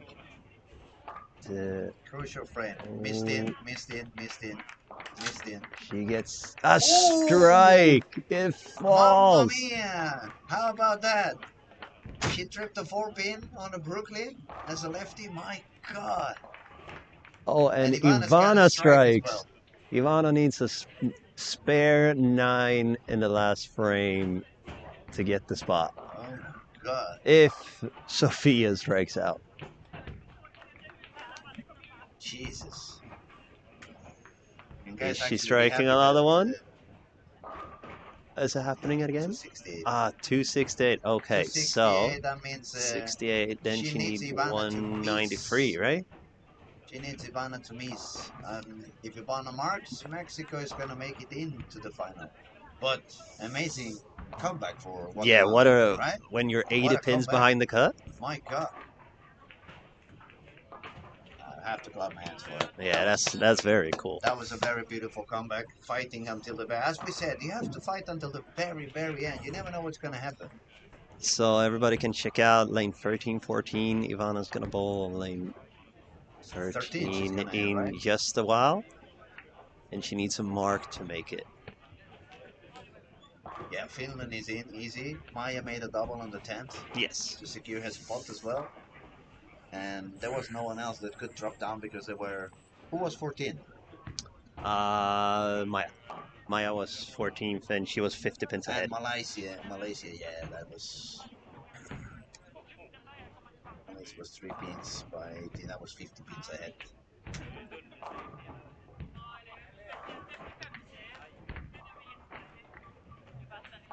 We started the day with the cut being at 190.9, and it looks like it's gonna be pretty much the same or pretty close to what it was.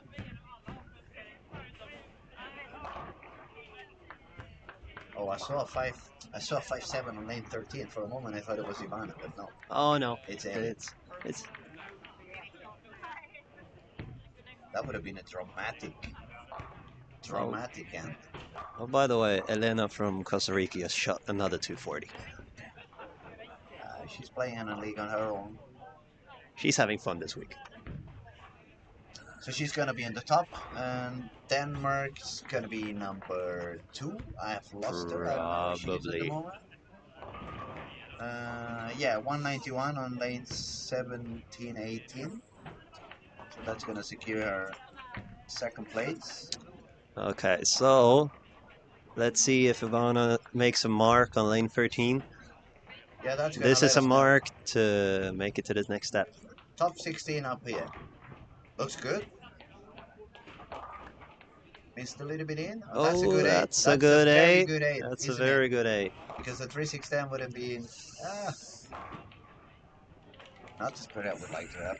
No, Yeah. not at this moment. Not I'd at rather this take the 3-6. Yeah.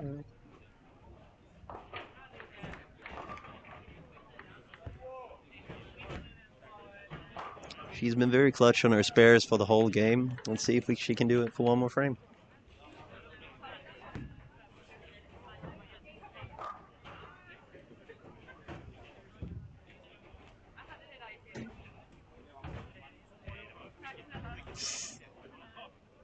Ooh, she got it. Ooh, the chopper was so close. 193, that's what she needed, right? So he just... She gets to 203 with a strike in the That's what I fill. mean. Yeah. All she has to make sure is she doesn't step on the foul line and hit one pin. She is safe.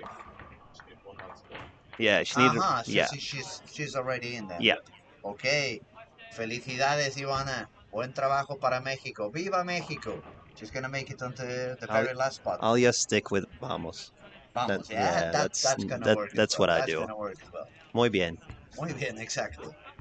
great job for her. I mean, she was out of the tournament from the very beginning, and she just kept crawling up, crawling up, crawling up.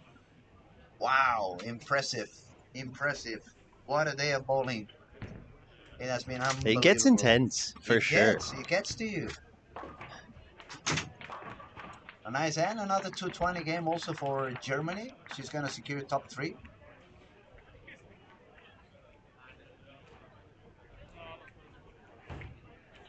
Very solid. Started with 170, then 220, 220, 220, 220, 220. These girls can bowl. Yes. These girls definitely can bowl. Oh, for sure. A lot of talent been- out there today. It's been mesmerizing. And tomorrow, when it's round robin format, it's going to be very exciting to see. It's going to be fun to watch.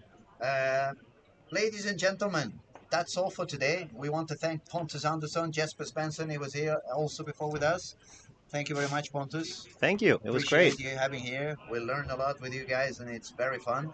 Everybody, welcome back to the Louis Show. Yeah, we'll Well- be back. We'll be back at some point. Time for us to go and get some interviews from the top 3. And stick around, you ladies and gentlemen. It's all for the good of bowling. We love you, and I'll see you soon. See ya.